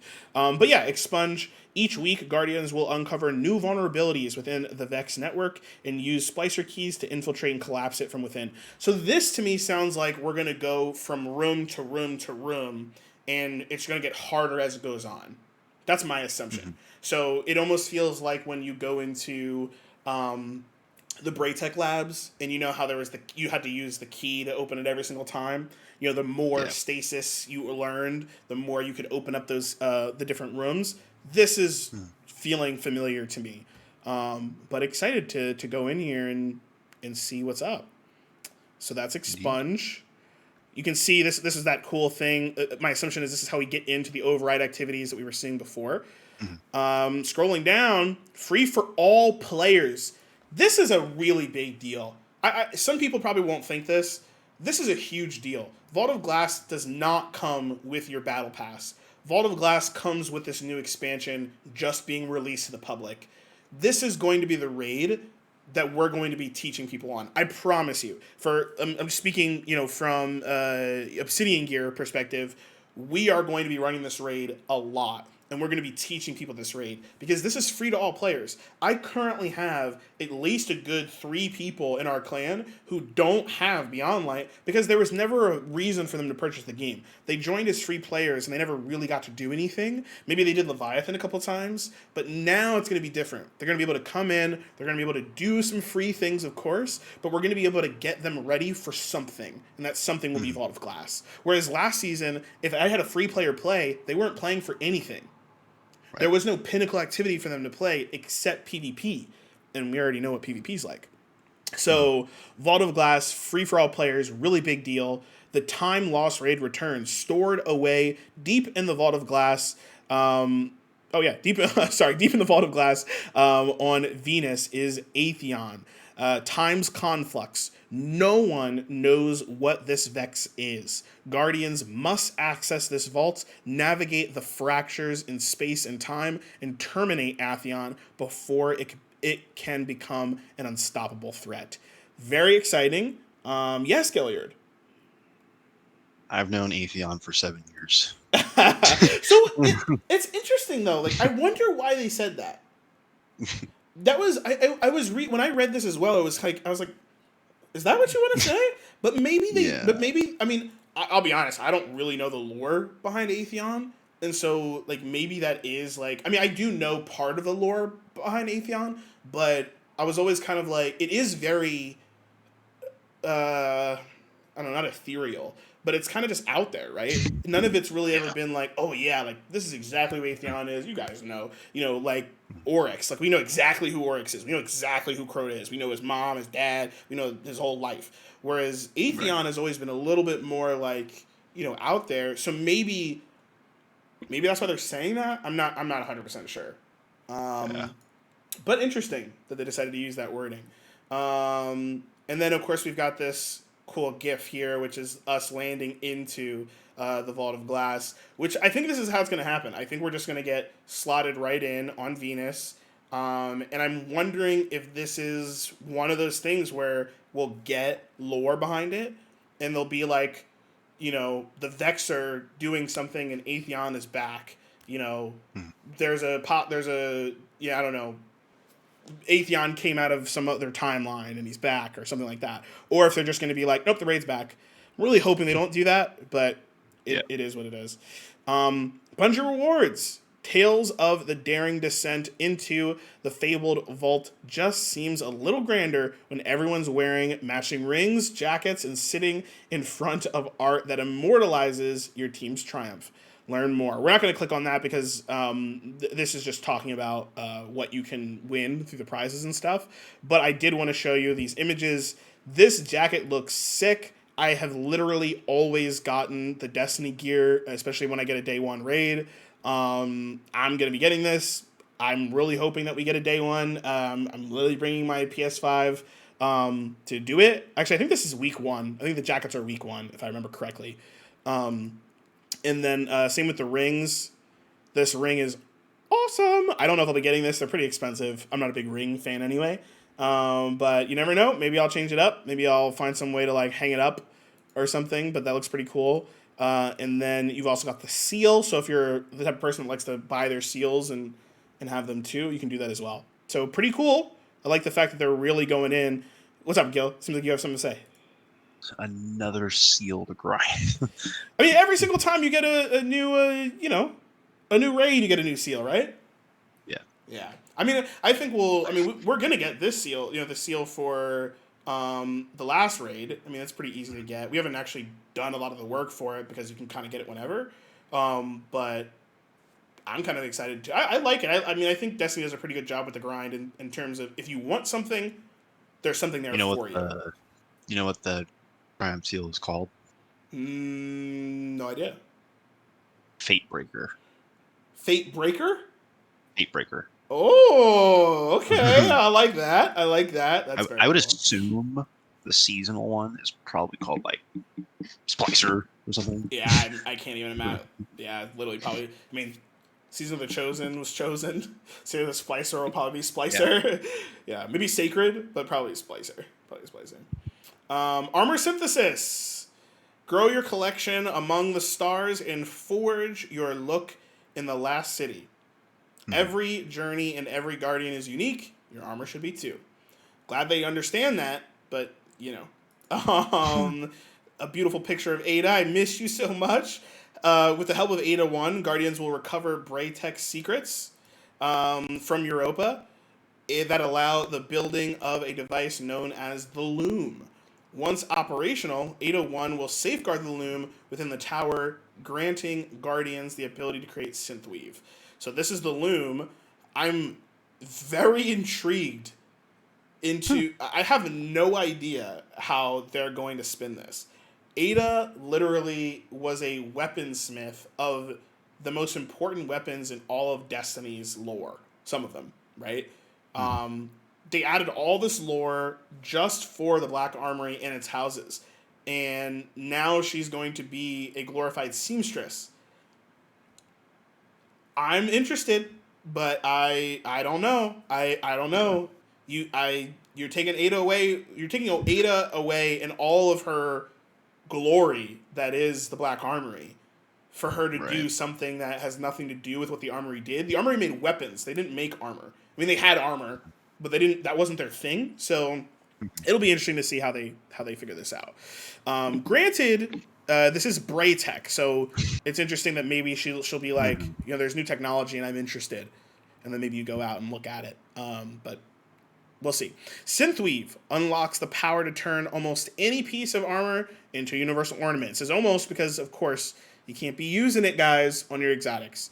Interesting. So this looks like probably the different classes, I assume.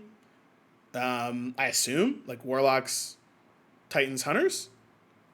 I assume because it is one for, you get an amount per character. So my assumption is that that's what these are. Probably. And then these white ones are probably the ones that you buy from Eververse and can be used on any of the characters. So interesting. All right. So that's armor synthesis. And then we've got armaments. Interesting. They've got 001101111. Don't know what that means. Probably binary for something. If we search it up, nothing comes up. Some binary stuff, some calculations. Okay, I'm not interested. I'm not even spending time looking at that. Over 30 new and reprised legendary weapons to crash the Vex network with. Find the perfect weapon, the perfect role, and bring an end to the endless night. Here's the thing about that. 30 new reprised and new weapons. How many are reprised and how many are new? Yeah, let's see. I mean, we've got 1, 2, 3, 4, right? We've got 4 here. We've got 3 swords. Those are reprised. So you were right earlier. That is the full strength. Oh, okay, yeah. So yeah, we've got we know. I mean, we know that these are a set of them, right? And then we know that there's 3 new swords, and that's really all we know, right? We know we're gonna get what 3 new? Was it 3? I think yeah. I think they said we're gonna get 3 new adept weapons for Vanguard. Mm, yeah, So that's another 3. Again, we don't know if they're going to be reprised or not, but it's probably swab info. yeah. So we'll see. We'll see what it looks like. But they all, I do. How do you feel about the look? You like them, or I like them I like them personally. too. I like Yeah. them too. I think they're very sleek, very different. Interesting to see how well they're shaded. Yeah, yeah. I know they've been working on like new meshes and stuff like that, so it'll be interesting to see what the color mapping looks like, especially for these ones that have like random purple on them. Like, will those be shaded as well, or are they just kind of part of the set? Guys, here we go. We got the new exotics. Let's get started. These right here, Hunters. these are for Star hunters. Oh, go for Eater it. Scales allows hunters to feast upon orbs of power, charging their super more quickly and making it more potent. Yeah, look at these bad boys. They're very dragon-like. Yeah, they look sick. I like them a lot. How do you feel about what they are? Feast on orbs of power, like you said. So you're gonna get faster super, and they're gonna be it's gonna be a stronger super. So this isn't like Nighthawk, Celestial Nighthawk, where it only affects one thing. This affects any super. How do you feel about Yeah. that? Well, it would just kind of depend on how good it actually is. You know, like how fast is it really going to charge the super? How much more potent is it going to make the super? Yeah. Obviously, you can't run double exotic with it, so you can't like do Nighthawk with it. But um, like let's say Take your time. I don't know, just triple shot golden gun. Is it just gonna do more damage? That's my assumption. Because I mean, I'm down.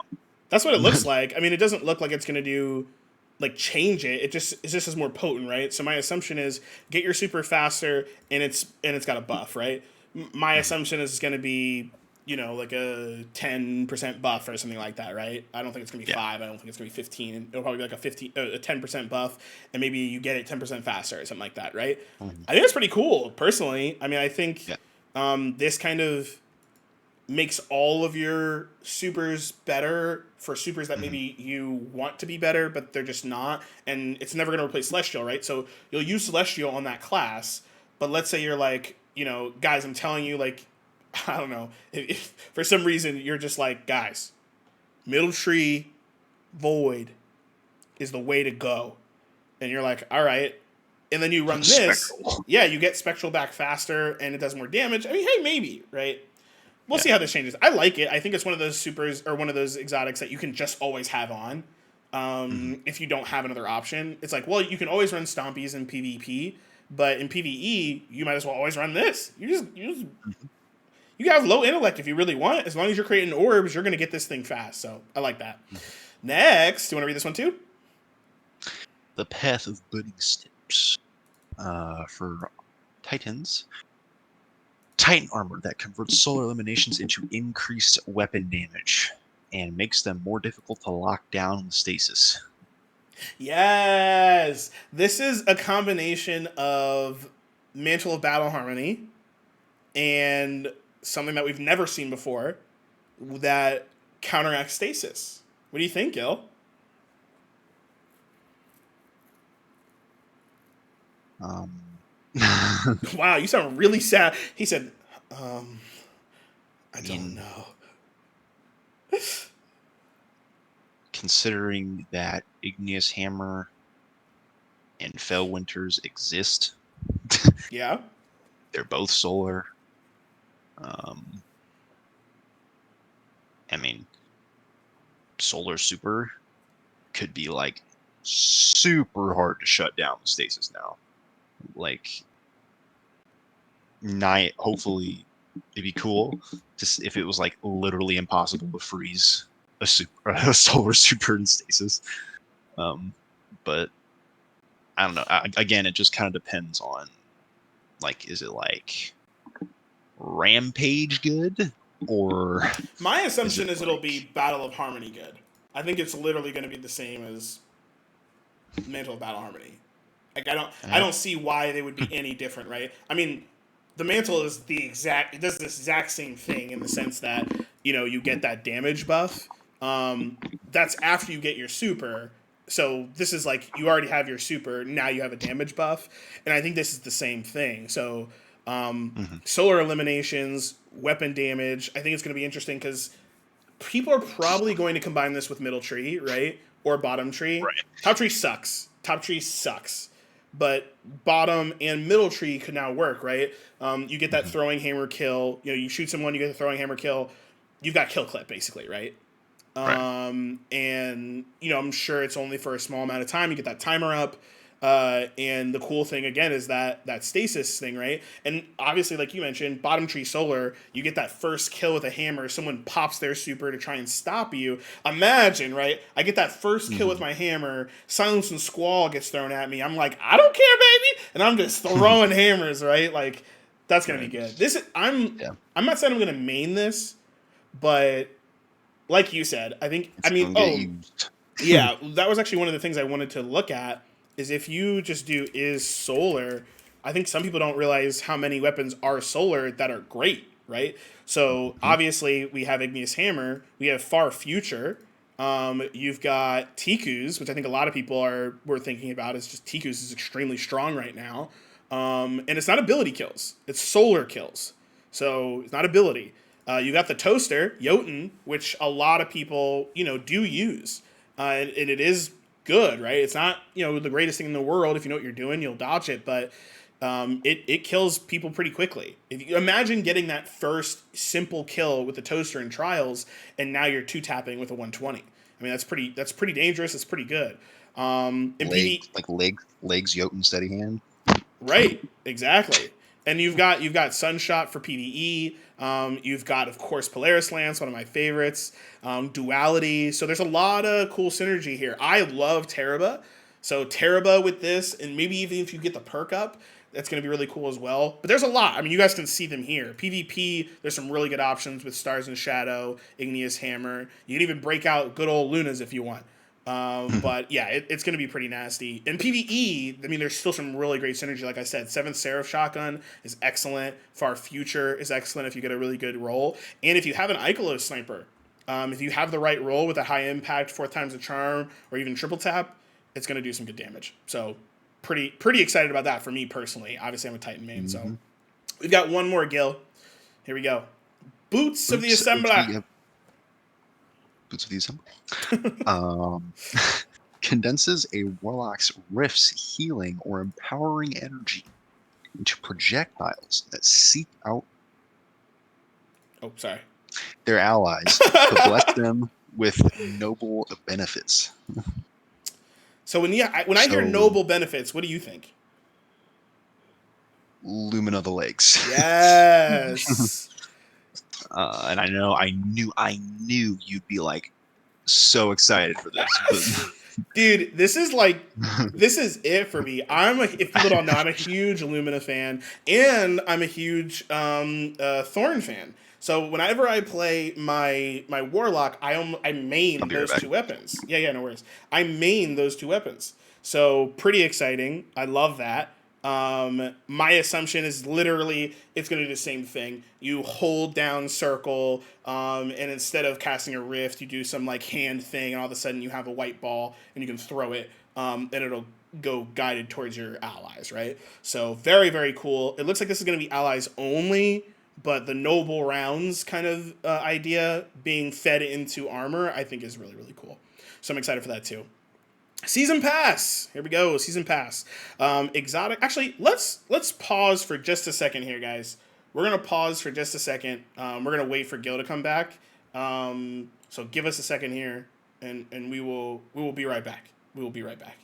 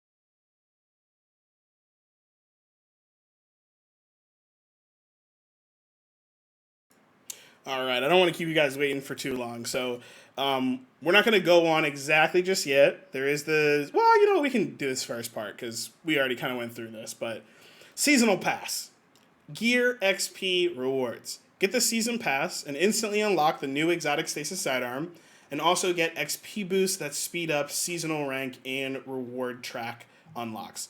So I've already mentioned this before. I personally hate the fact that we're going to get this for free. This gun looks awesome. Also, I think I'm now realizing that you can see this is what the gun looks like. And if you go back up to the trailer, I know it's here somewhere. There it is. It looks like maybe this is I don't know, maybe this is like when it's actually up and running, or maybe it's an ornament. I'm honestly not sure. But it definitely looks different than the way it looks down here, right? Like this looks different. Mm-hmm. I mean, this doesn't have any colors or anything. I personally like this better. So whether this one's an ornament or not, I'm hoping this isn't an ornament, and I'm hoping that the ornament is, just somewhere else. But yeah. And then we have the Splicer Gauntlet. Sacred. Oh, actually, I didn't even read this. As a token of friendship, Mithrax bestows Guardians with Cryosthesis 77K, a stasis-empowered sidearm with liquid cooling technology. See, this is the kind of thing. Like, they even have the lore here. Like, can't they just have us meet Mithrax and then give it to us? This is that kind of thing where I'm like, if Mithrax gives us, let him give it to us. Like, make it part of the first part of the game. It's fine, but like, I just hate the fact that we get it for free. Anyway, Splicer Gauntlet, sacred Splicer tech that can be charged with ether and used to hack the Vex network, access conflux chests, and unlock Splicer upgrades. So this is definitely what you were talking about before. This is the hammer of proving or whatever equivalent. You can see it here. I'm assuming, I guess we can also use it. So I'm guessing that we are also sacred splicers now. But interesting. Let's break that down. Actually, it can be used. It can be charged with ether, so that's interesting. Used to hack the Vex network, so that's probably going to be what we do every week. We'll be using this Splicer Gauntlet to move forward in the story. Access conflux chests, so this is probably going to be some way of us gaining loot. And then unlock Splicer upgrades, and this is probably that helm situation. So this is definitely going to be what the season focuses on, is my assumption. And we'll have to wait and see kind of how that's used. And then we've got Universal Ornaments. Unlock the new season of Splicer Universal Ornaments and augment the look of any piece of armor in your collection. And again, you can see here, we got the cool Warlock, the cool Hunter, and the disgusting, ugly Titan. I will not be spending any money on this Titan. We'll just get it, obviously, but I don't care about it, and I will never unlock any of it. I really could not care less. It's ugly, and I hate it. Sorry, people who worked on it. I don't like it. Great. Interesting. Cool. And, of course, we can actually take a look at the Season Pass. So, we have right here, we're going to get the gun immediately. This does look like the normal metal version. I don't see any colors here. And actually, I can actually zoom in for you guys so it's easier to see. But yeah, it doesn't look like this one has any colors on it, so that looks fine. I don't know what this is. So this is a new currency, it looks like. This second one in the paid tier. We're going to mostly ignore the free tier unless we see some other stuff. Looks like we have an emblem here. We have a new shader. That looks like a finisher. Oh, this is the finisher that the Titan was doing. This is the finisher that the Titan was doing in the trailer. All right, cool. Again, we have this unknown thing here. Again, we don't know what this is. This could be the currency that we use for the Splicer technology. That's my assumption. That way we're getting it done faster comparatively to other people. This looks like it'd be probably a Splicer transmat effect. That's my assumption here.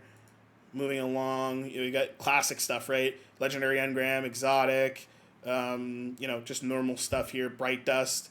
And you can actually see, doesn't seem like we've gotten anything beforehand, but you can see over here, level 30, is where you get the machine gun. So the machine gun is actually part of the seasonal rewards.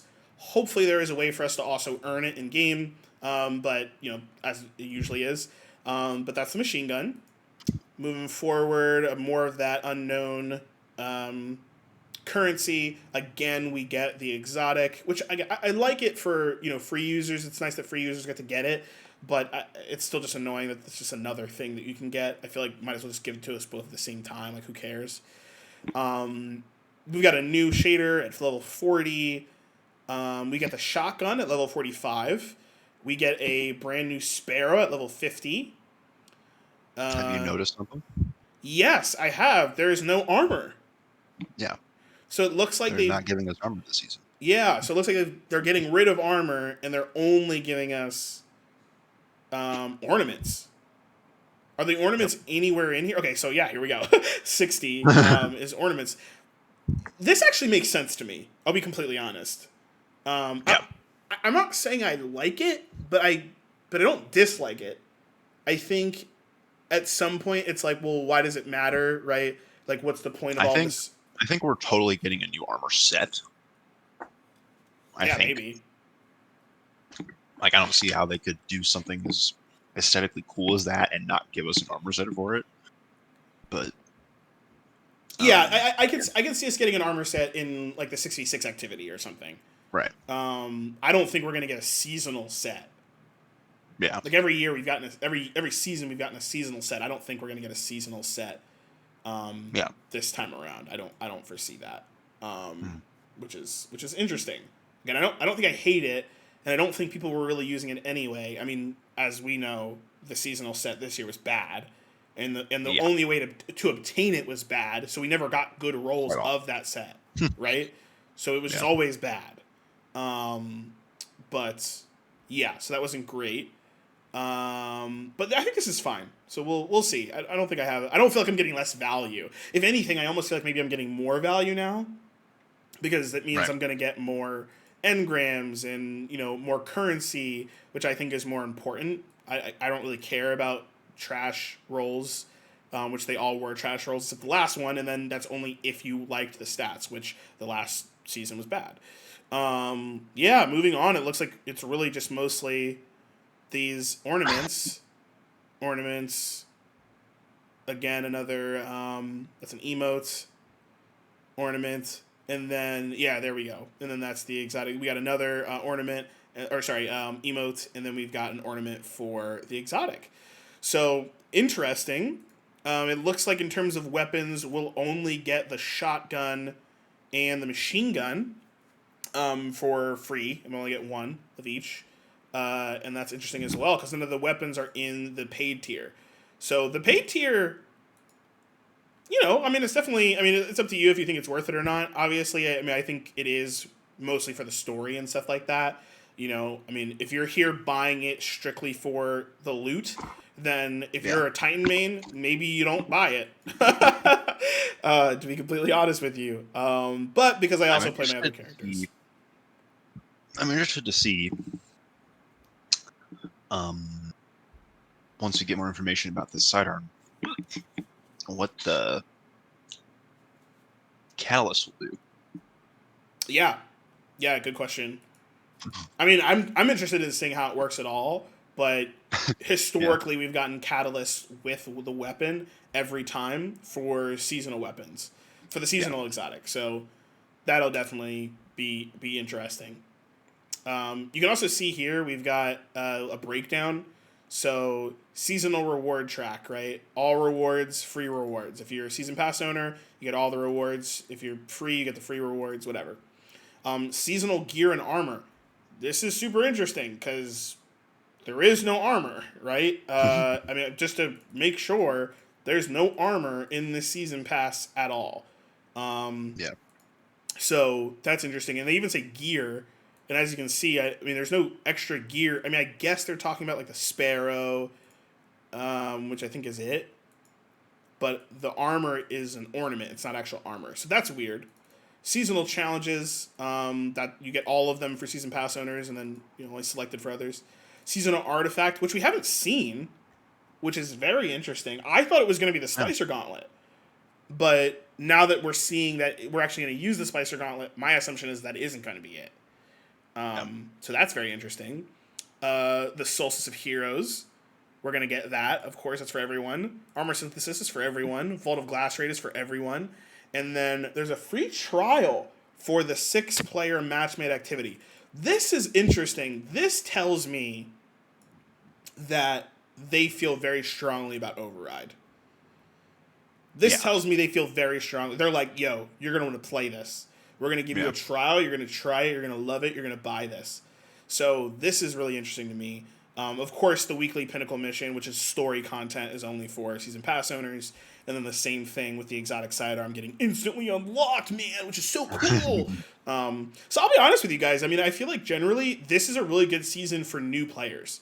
Get in here, get a new, exotic. Obviously, again, the gear and armor, I don't know why they're saying that. Literally, if you look at the free track, there is no armor. There is gear, and that gear is, I guess, weapons, right? But there's a lot of currency in here, so there could be some cool things. Exotic cipher, things like that. So if you are a free player, it is a good time to play, I think. There will still be the challenges. You'll still be able to play generally with the artifacts, Solstice of Heroes, all that good stuff. So I think this is pretty good for free players, and I recommend if you're a free player to jump back in.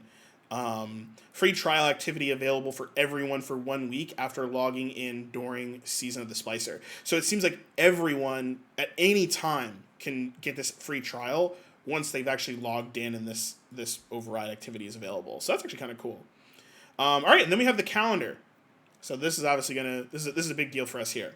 So we're not gonna read all of this. This is the obvious, just goes through every single thing. So let's go through what happens day by day. May 11th, we get the intro mission, Armor Synthesis, and the Endless Night Begins. This is available for all players. All players get the intro mission, Armor Synthesis, and the Endless Night Begins. All players. So everybody should be excited for May 11th. New Stasis Aspect Quest.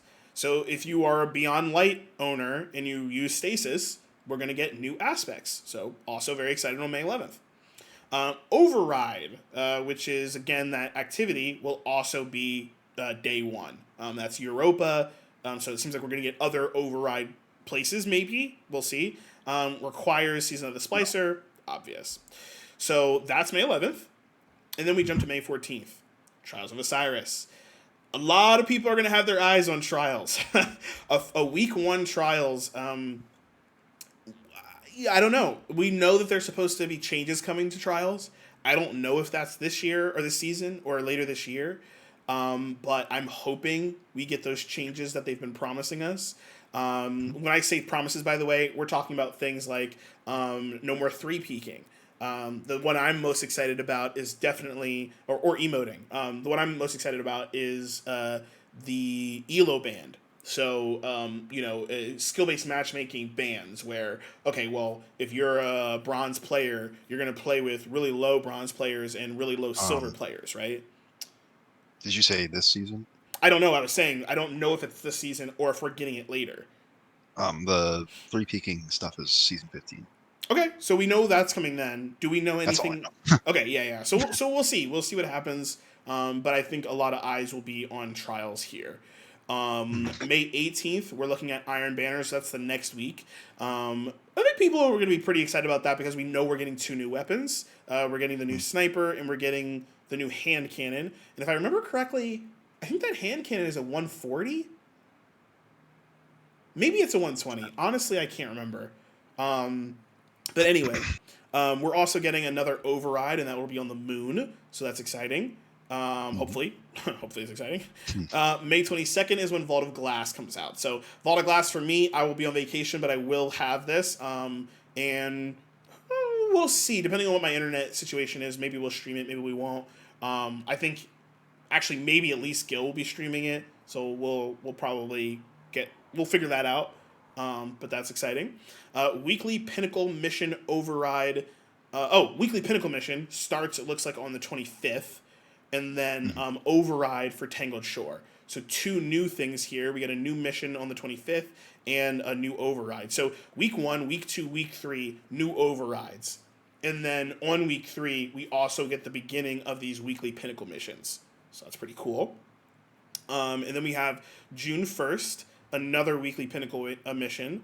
June 8th, so another week, we have Iron Banner coming back, and then another weekly pinnacle mission going another week. We have the Vault of Glass raid challenges come out, so you're going to want to try your best to really master Vault of Glass before that. So you're really only changing a couple things here and there when you're going into do the raid challenges. And then again, another weekly pinnacle mission. Same thing, another week, another pinnacle mission. And you can actually see some of there's some, I don't know, not spoilers, but little teasers in here with like maybe where we'll be or what we'll be doing. So that's very interesting.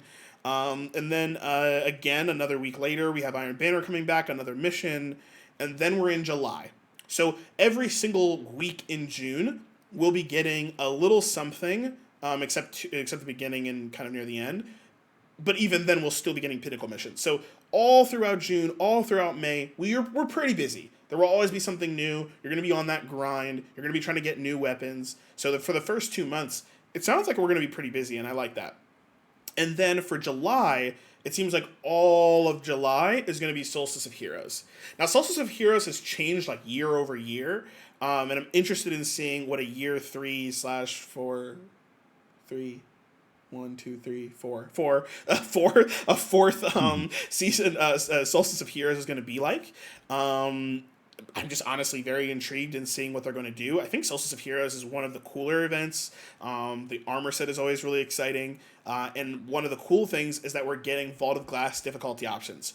We have never gotten raid difficulty options before, and this is going to be the first one that we're getting. So very exciting. And I'm excited for it because by this time, 2 months of raiding, you're kind of over it, right? Yeah. And so basically all of July into August, Solstice of Heroes. Nothing else. No story content or anything like that as far as we are aware. And then we're going into Iron Banner at the end of Solstice of Heroes. And then a week later, there's an epilogue to this whole season of the Splicer. And then it says, and more. So a couple of things that I'm interested in. There's no exotic quest on here. So maybe that's hidden, or maybe there is. I mean, I think you're right, Gil. One exotic this season isn't going to happen. I think we're going to get another one. Nothing about Crucible or Gambit has been talked about this entire thing here. So that's interesting. And then that epilogue, we still have 2 weeks, right? Yeah, 2 weeks after the epilogue. So is the epilogue 2 weeks long, or are the last 2 weeks just kind of get your stuff together, finish up, and get ready for the final season? And as we know, the final season is a climax, right? It's supposed to be like, and now the big thing is happening, right? So, interesting. What do you think, Gil? You can see how much they're focusing on PvE in this season. I mean, PvP is never going to be Bungie's main focus. Ever. And it never has been, and it probably never will be. Right. And frankly, I personally don't care. So, I have hope for this season. I do. I like the aesthetic. I like what we've seen so far. I like that Mithrax is actually like a bigger deal in the story now. I didn't really get to play much Solstice last year. I was around for it, but I was like around like kind of towards the end of it, so I wasn't able to like get the glows. Right. But I got up to Majestic. But I'm excited for Vogue. I don't think Deepstone Crypt was going to hold us over for a year, so Right. I'm glad that we're getting another one. You know, one thing that isn't in here is actually any other difficulties for any other raids. I'm not saying I'm happy or sad about that necessarily, but it's just an interesting thing to point out. It seems like we're only going to be get difficulty options for Vault of Glass, unless something gets, told to us otherwise. Right. But yeah, so far it looks promising. I'm excited for all the story stuff. I'm excited to play Override. And hopefully the weekly Pinnacle mission is interesting. So, yeah. Yeah, I'm a little scared because I think May and June are so planned out every single week, right? You know, week 1, week 2, week 3, week 4. You know, like they're all there, and then you have like July. all of July and all of Like August. yeah, they're Like, expecting Solstice to carry like all of July, and yeah. Which, like, look, hey, Solstice honestly is pretty good. So, yeah, like, maybe it will. Maybe it will. right, Um, and then August, though, has nothing in it unless the epilogue is really just that interesting. I don't know. We'll just have to wait and see. Again, yeah, I'm thinking maybe July will have an exotic quest. I think August can be a little more relaxed. yeah. Especially with, like, the end of the This season.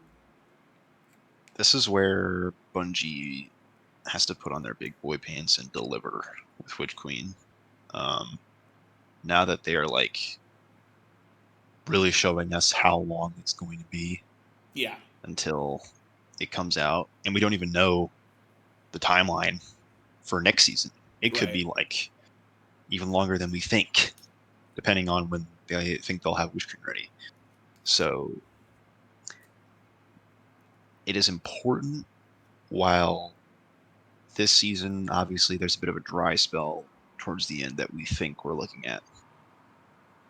It's important for the end of the season and next season to not starve us until Witch Queen comes out, because then you're going to lose a fair amount of players because they're going to be like, well, I literally have nothing else to do.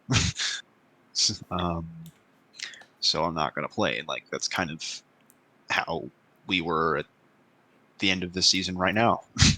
Yeah. We've done all these triumphs. We've done all the quests. We've done everything. Guardian Games is just like not like it's not an event that will hold you over the entire time.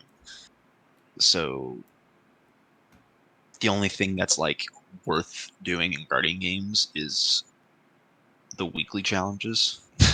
Yeah, I agree with um, you. and like the daily challenges don't give you anything except for XP. Um, the weekly challenges give you like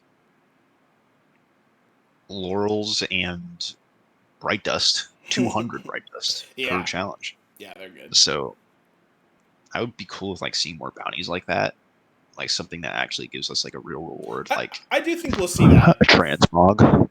I do think we'll see that for Solstice. Maybe not Transmog, but I think we'll see Yeah, Bright Dust. And wow, that's crazy. I actually had never thought about that. They never gave us a Bright Dust option for Transmog. Huh. correct. Yeah, interesting. That feels like an easy fix in some ways. Yeah, Obviously, it would but be yeah. really weird for the economy, but yeah. Mhm. But yeah, like it's important for them coming up to realize, okay, we are giving them a lot of time for this next huge expansion that we're hyping up so hard before it comes out. We have to give them something, or they are going to lose people. Yeah. Or they might not lose people, but you're going to see a player base dip until Witch Queen comes out.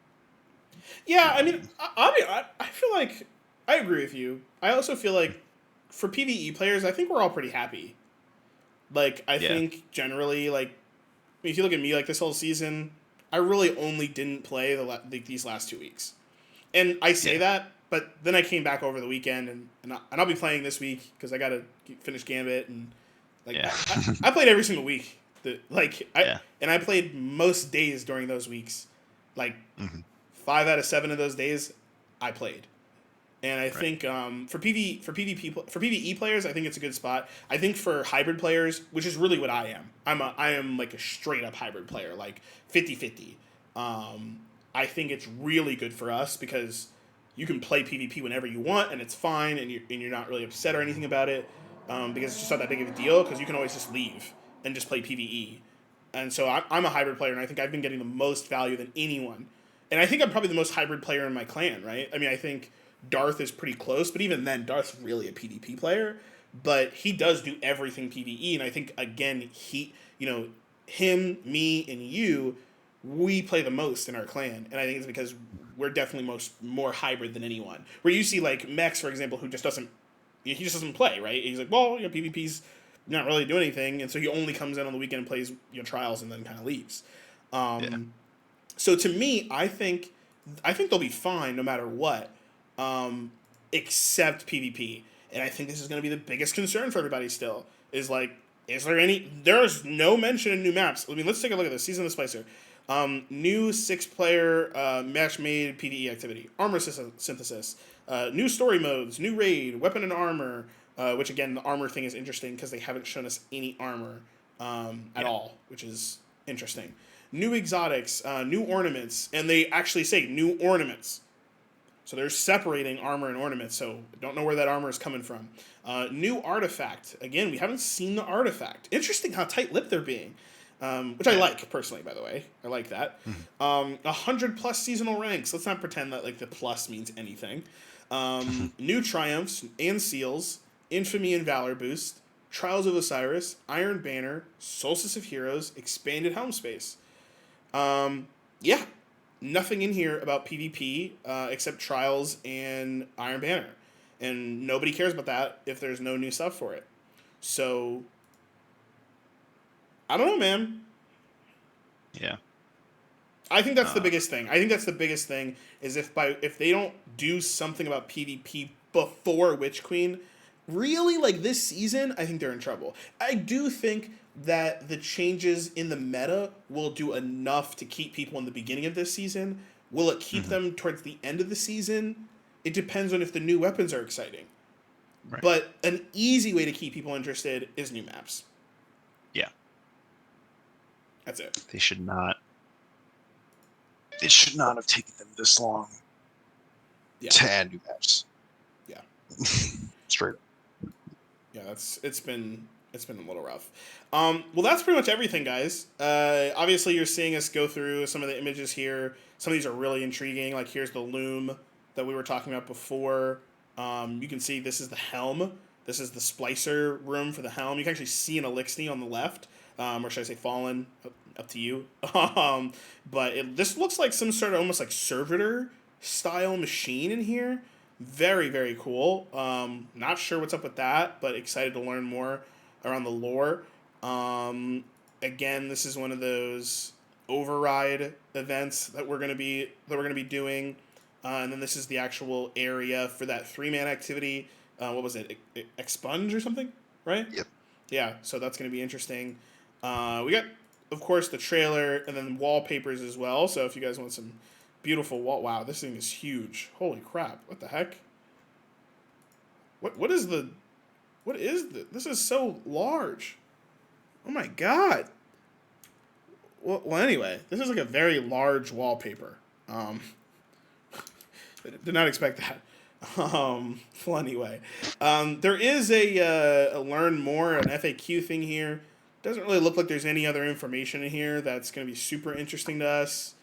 There's no guide necessarily for this season just yet, so it looks like maybe this will link to something later. But we'll just have to wait and see, guys. We'll just have to wait and see. Overall, Gil, you excited for this season? I'm excited. I am. Me too. May have sounded like I was like disappointed or something. I am excited for this season. Yeah.